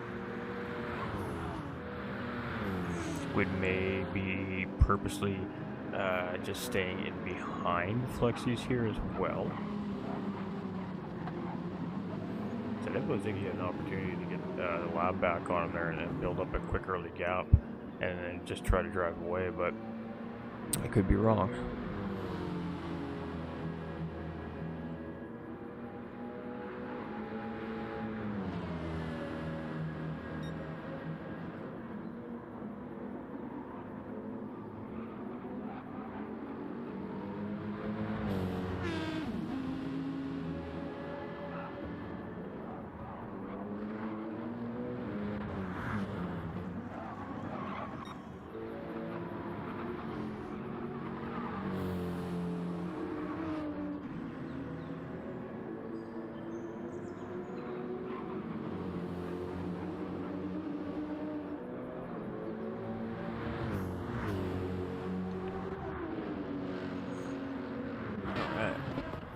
So unfortunate. We're really hoping to see some good fights here. We had cars come out so close together in the driver swap there. I thought we were in for a doozy of a stint here, but it seems like the pit strategy is just to pace the drivers, kind of separate them out a little bit here.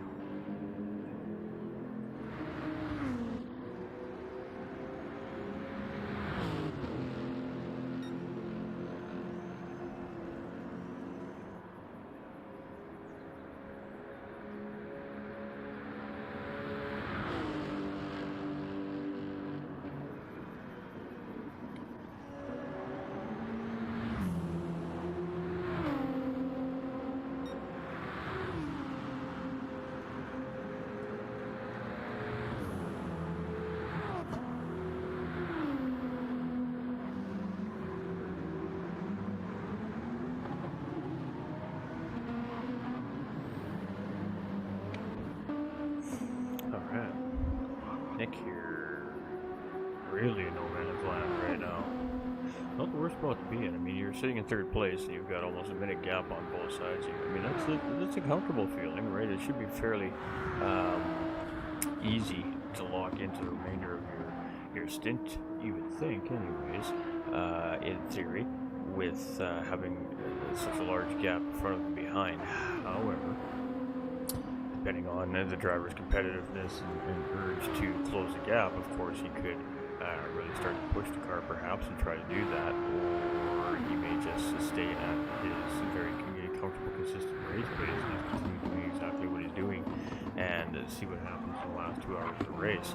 We'll have to wait and see, but he's not slow by any stretch of the imagination. That's good, solid pace there. All those laps, sevens.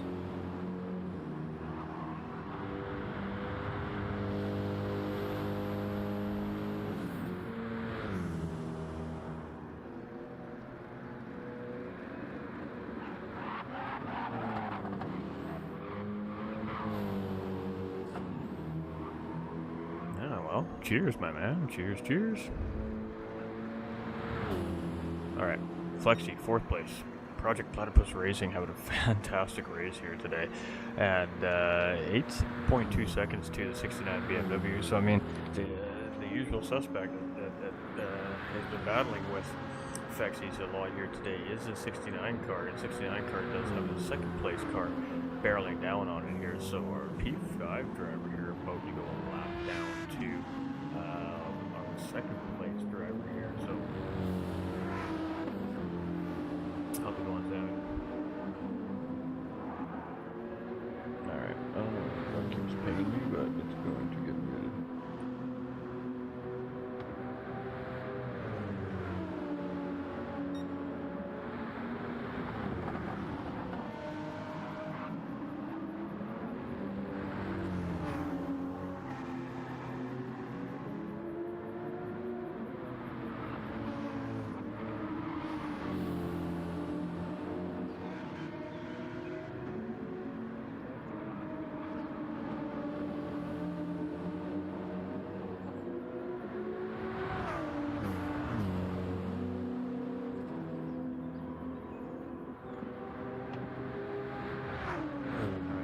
That problem sorted out. Driving nuts. Has not stopped this whole commentary symptom going off like every 30 seconds. Alright, Azarian here in 6th place. 14 seconds to the AHR BMW here, 15 seconds to King Ears and his number 3 Grid Life car here. King Ears has 25 seconds in between himself and number 20 Aston Martin Project 1 Racing. We got a pit being made here from our race leader. So what does that mean Mehdi is going to do? Mehdi's going to go around at least one more time here. So Mehdi is going to take the race lead away from Marti here for the time being. Nick is about a minute in behind, so Nick's not going to gain a position here from that pit stop, but should gain some time from that pit stop. Ooh, and the sun is blaring as the drivers come through Curve Grande there, and that could be a little bit touch and go for some of the drivers here. A little bit of blinding light conditions, so hopefully our racers have their sun goggles equipped and ready to drop just in case of this scenario. But it sure looked like the sun was very bright, very low on that part of the racetrack, which means it's making it very hard with visibility through the windscreen with the glare and all the scuffs and scratches and marks that are on that windscreen. You don't see them obviously as we're looking on board. If you jump on board, you're not going to see them marked on that windscreen, but in reality that thing is full of rubber and scratches and smears, but visibility is actually quite a bit less in real life in these situations. Just deep into an endurance race on these cars, they literally look like you've been driving on the highway for hours on end on a road trip.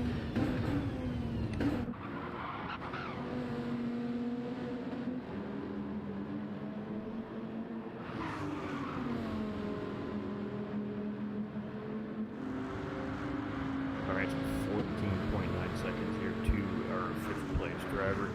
13.9 seconds to the team grid life car in behind. You can see the race leader has navigated around the ORT Viper here as well. So things are getting interesting. I wouldn't say the whole field is obviously a lap because it's not the case, but the majority of the field now finding themselves a lap down to the race leaders here at this point. King Ears here in 7th position. We've got Project One Racing in 8th place. That puts total for the Loose Moose Racing 35 Aston Martin in 9th position, but he still has not shaken that number 66 Corvette. So with that being said, very equally paced are these two cars here currently right now, as we're 5 hours and 42 minutes now into this race and nearing towards the end of stint number 3 here. Gillet is 1.6 seconds in behind. We have seen them as close as battling for that position at one point, but when he attempted to make a tough pass there, it didn't work out for him. He has kind of seemed to change the way that he's approaching that battle now with Total Wolf. So a little bit of a team call happening there, some strategy being worked out and implemented there. I'm not really sure, but pace is very equal between the two. That much I'm fairly sure of from what we've been seeing here so far in this stint.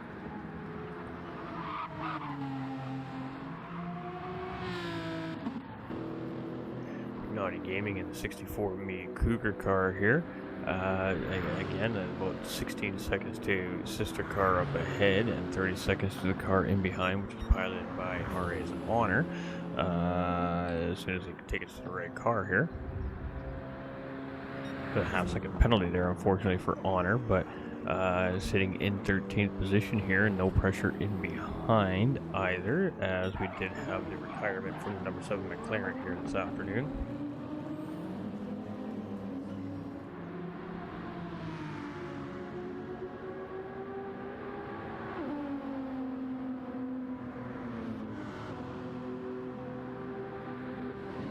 Alright, so after the pit stop, it is Marti 16.3 seconds in behind the number 45 car. The number 45 car is going to be making a pit stop sometime in the near future. So it'd be interesting to see how that gap settles out once that sequence takes place, and then see what that gap is between Marti and Medi.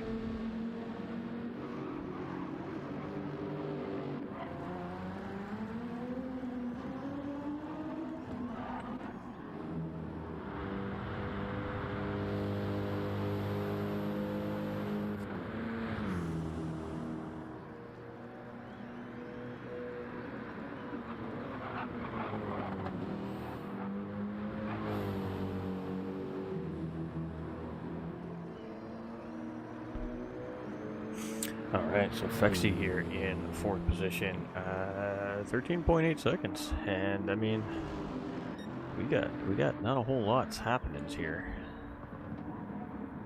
Oh no, we have another car down and out here. The Race Asylum Black 77 GTR now in behind pit wall here as well, so not sure what happened there, but now down to 12 here as we near the end of stint number 3. So if that indeed is a disconnect, and there is a formula that the race officials use to calculate the time behind the race leader and how much time added on to that time gap behind the race leader upon a disconnection will be added to your driver in the next stint. So what will happen is that driver will get prepared into the driver swap procedure as normal, but instead of leaving when their car would come in, because obviously it's behind pit wall now, they will not release it back onto the racetrack here in this stint. They will be released by a race official when the correct amount of time from the race leader has passed. So they will take a time penalty for that disconnection if that was the case, but due to there only being about 15 racing laps left, maybe 16 for them, because I think they're a couple laps down, the penalty is not going to be too crazy extensive, so it is a setback for him, but it's not the end of the world.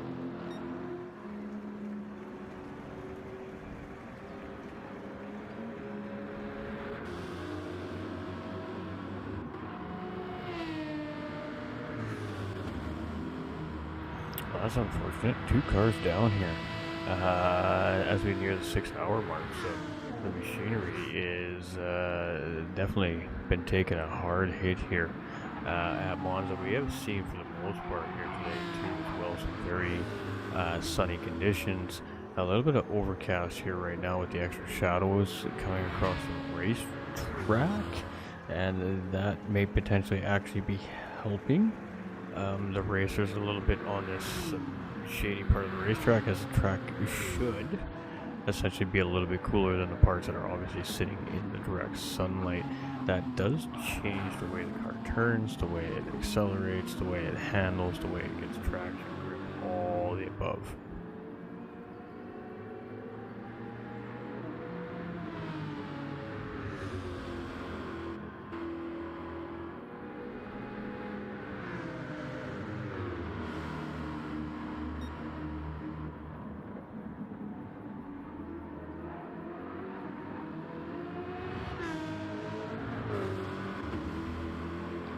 Alright, we got Wid coming in for a pit stop here. 3 minutes behind the race leader here, so a couple laps down now is the 764 car. He's going to take some tires, going to take a little splash of fuel there, and they will kick him right out of that pit box when they are ready.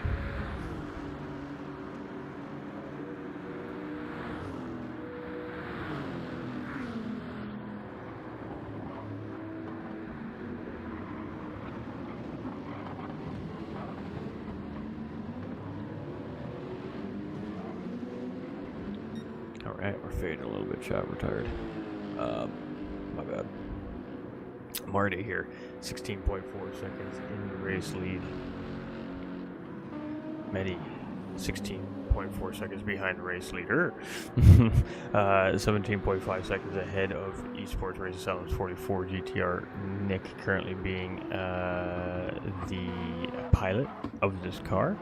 We have a 48-second gap to the number 11 BMW from Project Platypus Racing, and he's got a pretty healthy 22-second gap to Azorian in the number 1 Dodge Viper. Look at that beauty.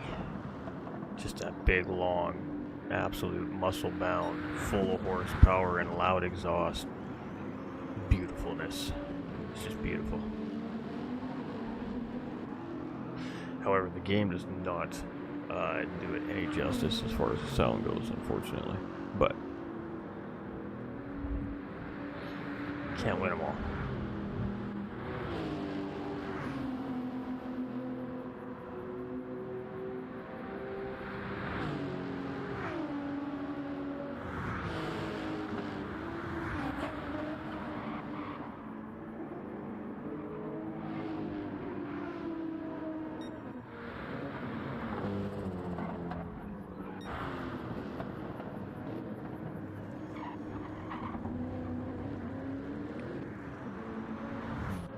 We want some battles.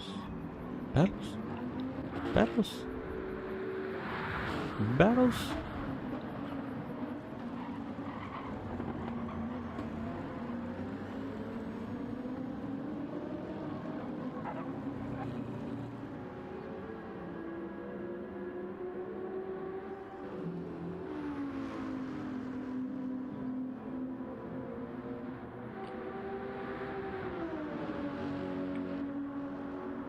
Ooh, there we go. 5 seconds between the 69 and the number 3. Getting a little bit closer.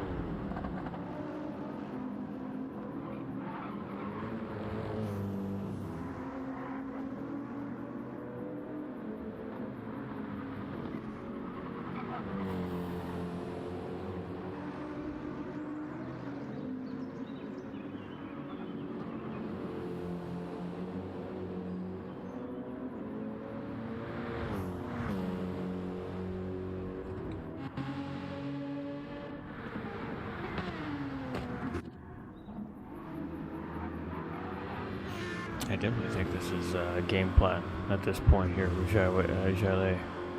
He is evidently faster, but seems to be very conservative at the same time right now. And I'm not sure if conservative is I mean, I guess we're right at the end of the stint. You just want to get the car into pit lane so you can turn it over for driver swap. I guess that makes sense.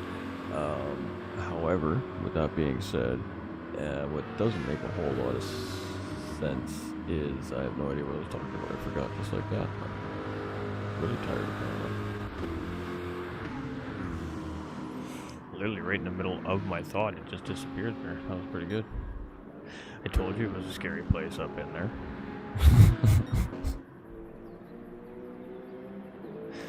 Alright, so Marty is 14.8 seconds. I mean, Medi's chipping.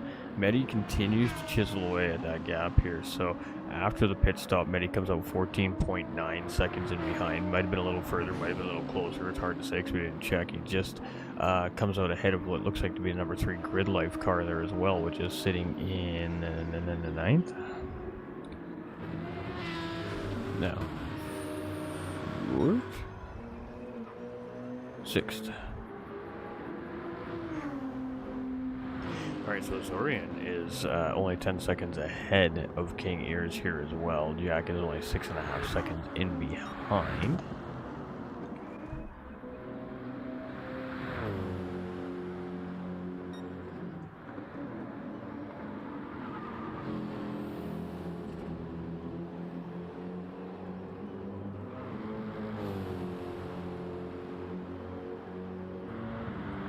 Alright, how are we all doing so far? How have we all been enjoying our almost 6 hours of racing here now?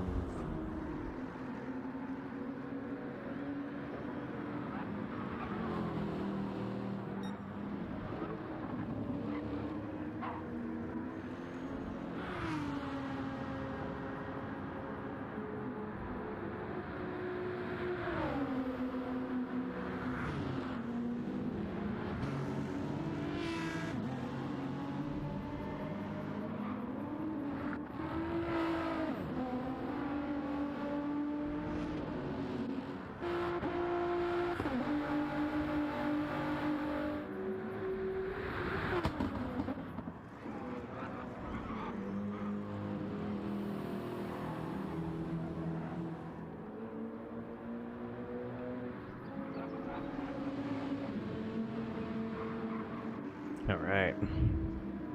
It's tough when the races are spread out for as long as it has been here. I mean, these drivers are trying so hard to close in on each other, but the pace is just so equal right now in this lobby. It seems like, you know, you usually expect to see your best drivers come in first and last in a situation like this for an 8-hour race, but we're actually seeing a lot of that being first and third out in this race. So it's going to be interesting to see what they have up their sleeves for their final driver then.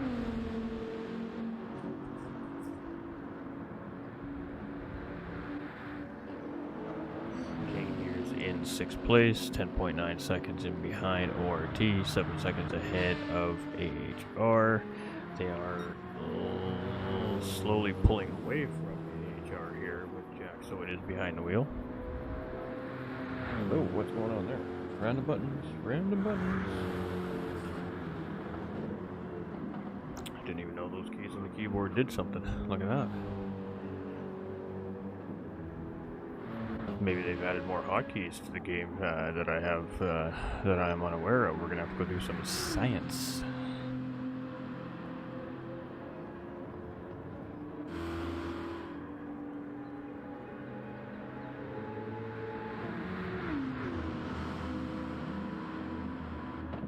Ooh, there we go. 66 finally right tucked back in underneath the 35 car here. So let's see how this plays out. We shouldn't expect to see a pit stop come from either of the two drivers here at this point. They pit 3-4 laps ago, maybe even longer. Definitely longer.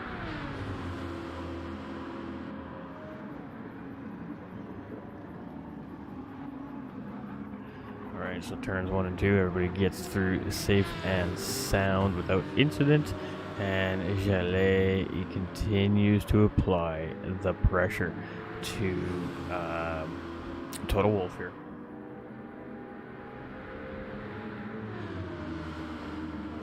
Oof, and the big look. He took a huge look there. Definitely made it look like he was going to take a run up the inside. They're heading into the braking zone. Took a very long look up the inside of the corner.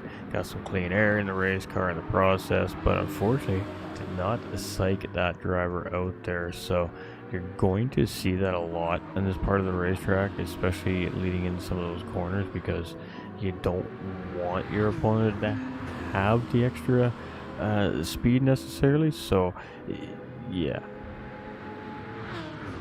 here we go. Come on.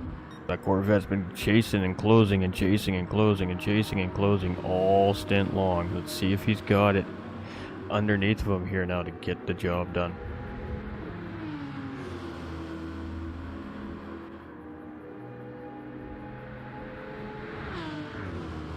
There's still a chunk of race left here yet too. I mean, we were on lap 59, which means our race leaders are on lap 61. So we are, and a nice 1 second penalty there for Marty, as Medi is nice and neat and tidy without penalty there. So that's going to be some time gain there for Medi on our race leader here as well. And that's going to be a couple seconds gain there. Nick is 16 seconds in behind Medi. Lots of room in between him and Flexis. Flexis is no man's land.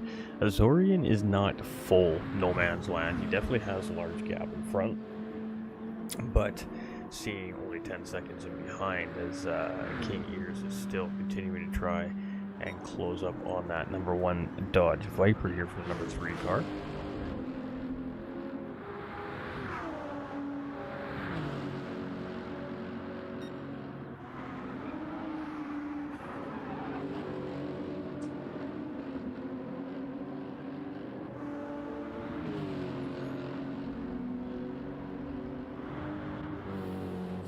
We're number 69 Apex Hunting Racing BMW here, 9.2 seconds in behind King Ears. So about a similar sized gap that Ears has to Azorian, he has in behind him here as well. Pretty much almost the closest thing we have to a battle here at this point, minus these two right here.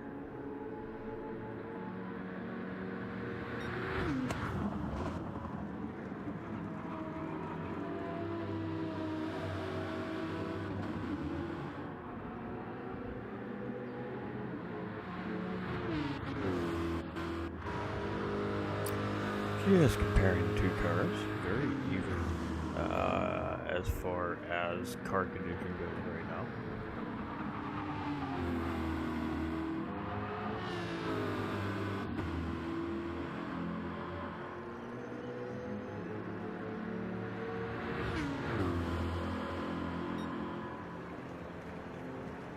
Alright, so Jallet, sorry, pardon me, he's doing everything he can. Tucked in nice and close. He may be potentially waiting for maybe a mistake to be made from 35 there, but again, he seems to be just playing nice right now for the time being. But I do feel like that the 66 car is genuinely wanting to get around the 35 car here. I feel like I would want to be the car in front in this situation at this point in Stint, just due to the fact that Dirty Air is so aggressive and unpredictable.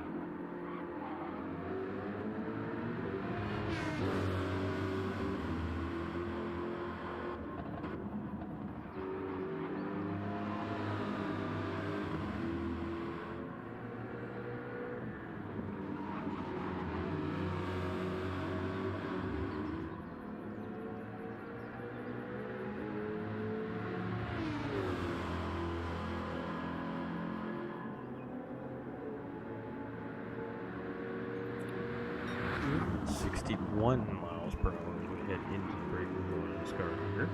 This is pretty quick. Pretty quick.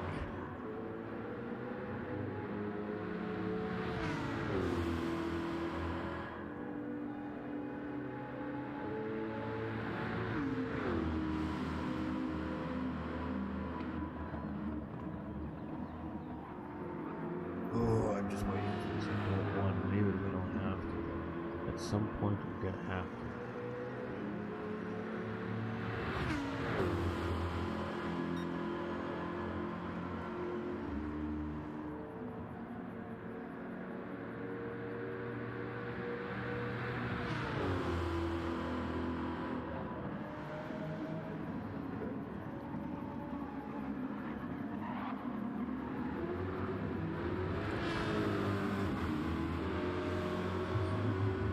All right, predictions, chat. Predictions. This has been ongoing for probably the last hour in this race. Gilles has just been very closely tailing the 35 Aston Martin around the racetrack. There's been a couple of moments where he did try to gain that position, but it's just very patient, very patient here today.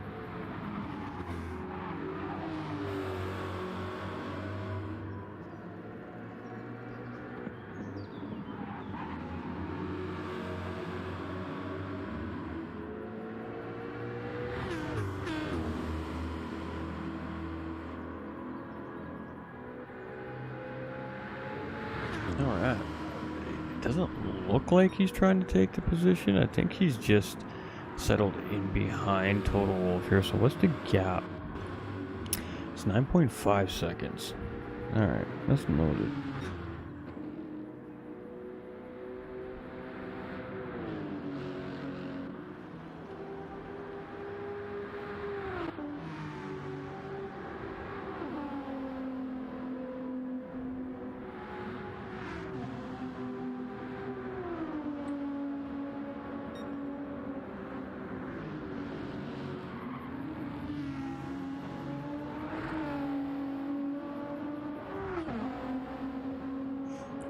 We just lost Nick.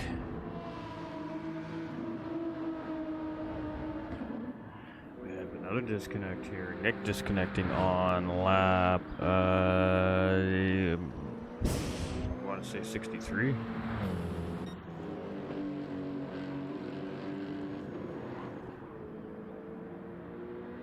That is a very tough disconnect with one stint left to go, 2 hours of racing left to go, and we're going to take a little bit of a time hit there. However, it was very late in the stint for the esports race asylum 44 GTR, so that little bit of a issue, although it's a time loss issue, isn't going to be significant due to it only being a handful of laps of point of disconnection left. So it was what, 3.6 mile racetrack with 5 laps remaining. That's we call it like 14-second time penalty, something like that.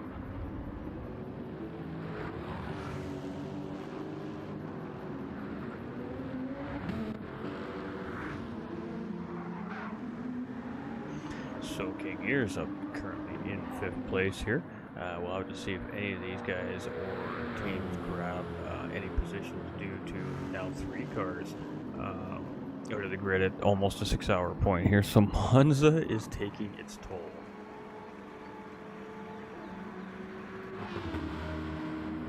Oh, hey, there we go. We finally got the job done. Gilles, of course, right? We finally, he gets the job done. We missed it. I want you guys to redo that, please, so we can see it. Oh, but Total Wolf responding, but he's going to go deep. He's going to miss the corner here. He's going to have to take the runaway lane, and he's going to hit one of those very solid stoppers there and almost knock it onto the racetrack there. He's going to get reset, and unfortunately there for Total Wolf, that is going to be the end of his charge before the end of this stint, and before he hands that car over to try and get that position back. Just an unfortunate mistake made there very late in the stint by Total Wolf, and that now gives Gilles just a small cushion, not a very comfortable one, but a small cushion without having to deal with immediate pressure right in behind him as they get prepared to prepare for driver swap. And as we come around here, this is going to be 2 to go as we cross the start-finish line here before the driver swap sequence takes place. P5 to 6 gap. 9.7 seconds.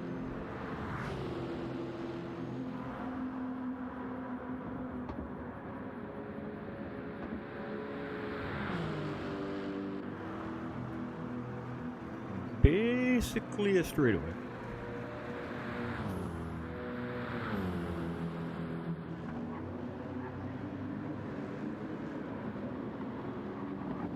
A long straightaway.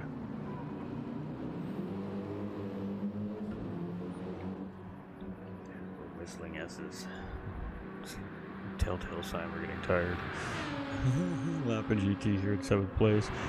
Jalale's got 3 seconds, so that was patience that just paid off for him there. I mean, what else can you say? Wid here up into 10th place now. Obviously, with all the cars going behind the wall here before the end of the race stint here, some of these drivers that are looking to try and close up the gaps a little bit may benefit from that here. So we'll have to wait and see how that shakes out as we head into hour 7 and 8. So with that being said, we are about 4 minutes out from driver swaps starting to take place here. The last 2 hours of the event will take place on the International Racing Organization's YouTube channel here, and I believe it will be finished with race interviews. I could be mistaken by that just due to the special situation this weekend with the broadcasting. So don't quote me and hold me to that, but that is typically the general schedule here in the final stint. So we'll have to obviously wait and see how all that plays out, but we will have one of our racing directors taking the helm here in our final racing stint this weekend. And the International Racing Organization's 8 Hours of Monza. This is round 5 of the GTEC 2025 Championship.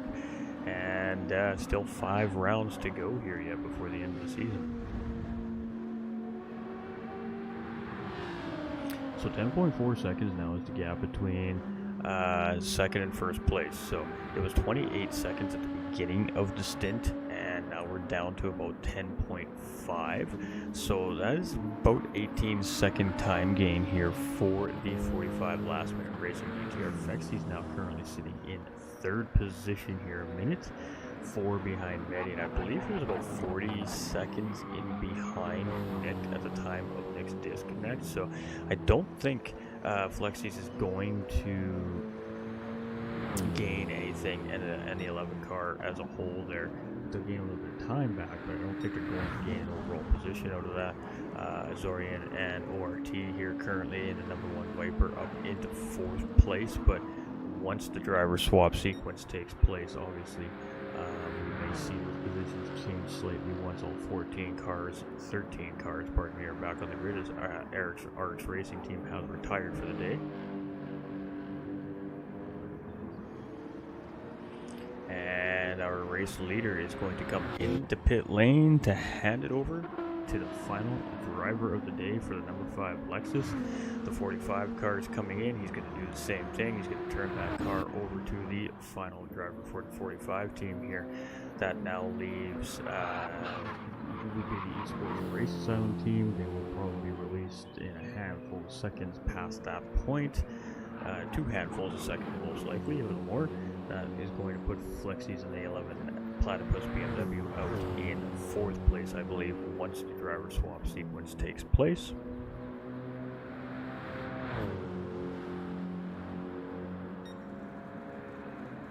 So race control is very busy here at the end of this stint here. It's been a very quiet front in that sense, and then all of a sudden, bam, bam, bam, it all happened at once. So I did not want to say anything during the stint. The thought that crossed my mind about an hour ago that we had a pretty good clean DC free race here so far, but I opted not to say anything about it in the hopes that it would remain like that.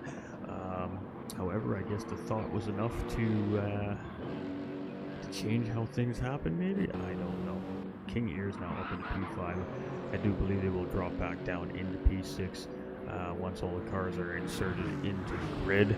So Flexies is now in the pit lane there. The number 11 Project Platypus BMW ready to turn the wheel over to the final driver here. So that leaves the ORT Dodge Viper team next to come into the pit lane and do much of the same thing.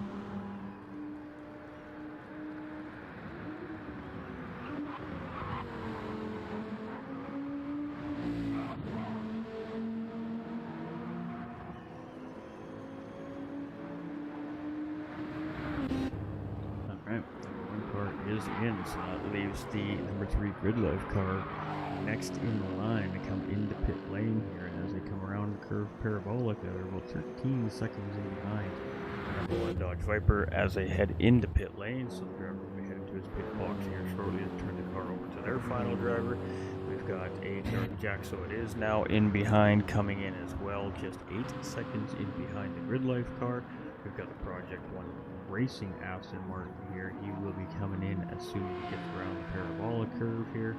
And 18.9 seconds is that gap between himself and the AHR 69 BMW. Jele, who had a very patient drive with a 35 racing car until Wolf finally found that position in 8th place just before the end of the stint there. Total Wolf's going to come in 3.5 seconds in behind in 9th place. So that leaves our Sector 7 Boomer Racing number 764 Aston Martin next. And they're a minute behind the next driver that just came in. So it will be about a half a lap here yet before we see the number 764 car pull in. I was scheduled for today. I didn't step in. I just had a malfunction that didn't quite allow us to do the stream as originally planned, but we do appreciate everybody for sure. It was a little bit of stressful moments, 12 hours to race time for the stream team last night, but you know, we persevered, and that's what we do best here. So it's not ideal, but it's a stream, and that's really all that matters. So, all right, McNaughty Gaming is going to be the last driver to come in. Now, obviously, Race Control has their hands busy here right now, so we didn't bother hassling them a whole lot with a full walkthrough because they were already quite busy behind the scenes dealing with time, distances, and gaps and getting their race directors on page. So the final driver is coming in here. McNaughty Gaming has pulled into pit lane, 4 minutes and 6 seconds overall behind the race leader, and 2 hours to go, so the dash to the flag begins now. And again, that live coverage can be seen over on the IRO YouTube channel. To take things home here for round number 5, I am GT45 Gaming. Would like to thank all of our race fans for all the support here. As always this year, every race weekend you guys and gals come out in absolute droves, and we appreciate all the support. Thank you so much, and we look forward to seeing everybody at Le Mans in a few weeks' time. 3 cars fell off this stint. Yeah, 1 retired, 2 disconnected. Alright, so appreciate everybody. Thank you for tuning in today. We will send these streams over to the IRO organization here later today, and they will upload both of these to their channel, so the full race will be available on the IRO channel before no time at all. Before we all realize it, the whole thing will be there, so we appreciate you all. Thank you on behalf of the International Racing Organization, and we will see everybody in a few weeks' time.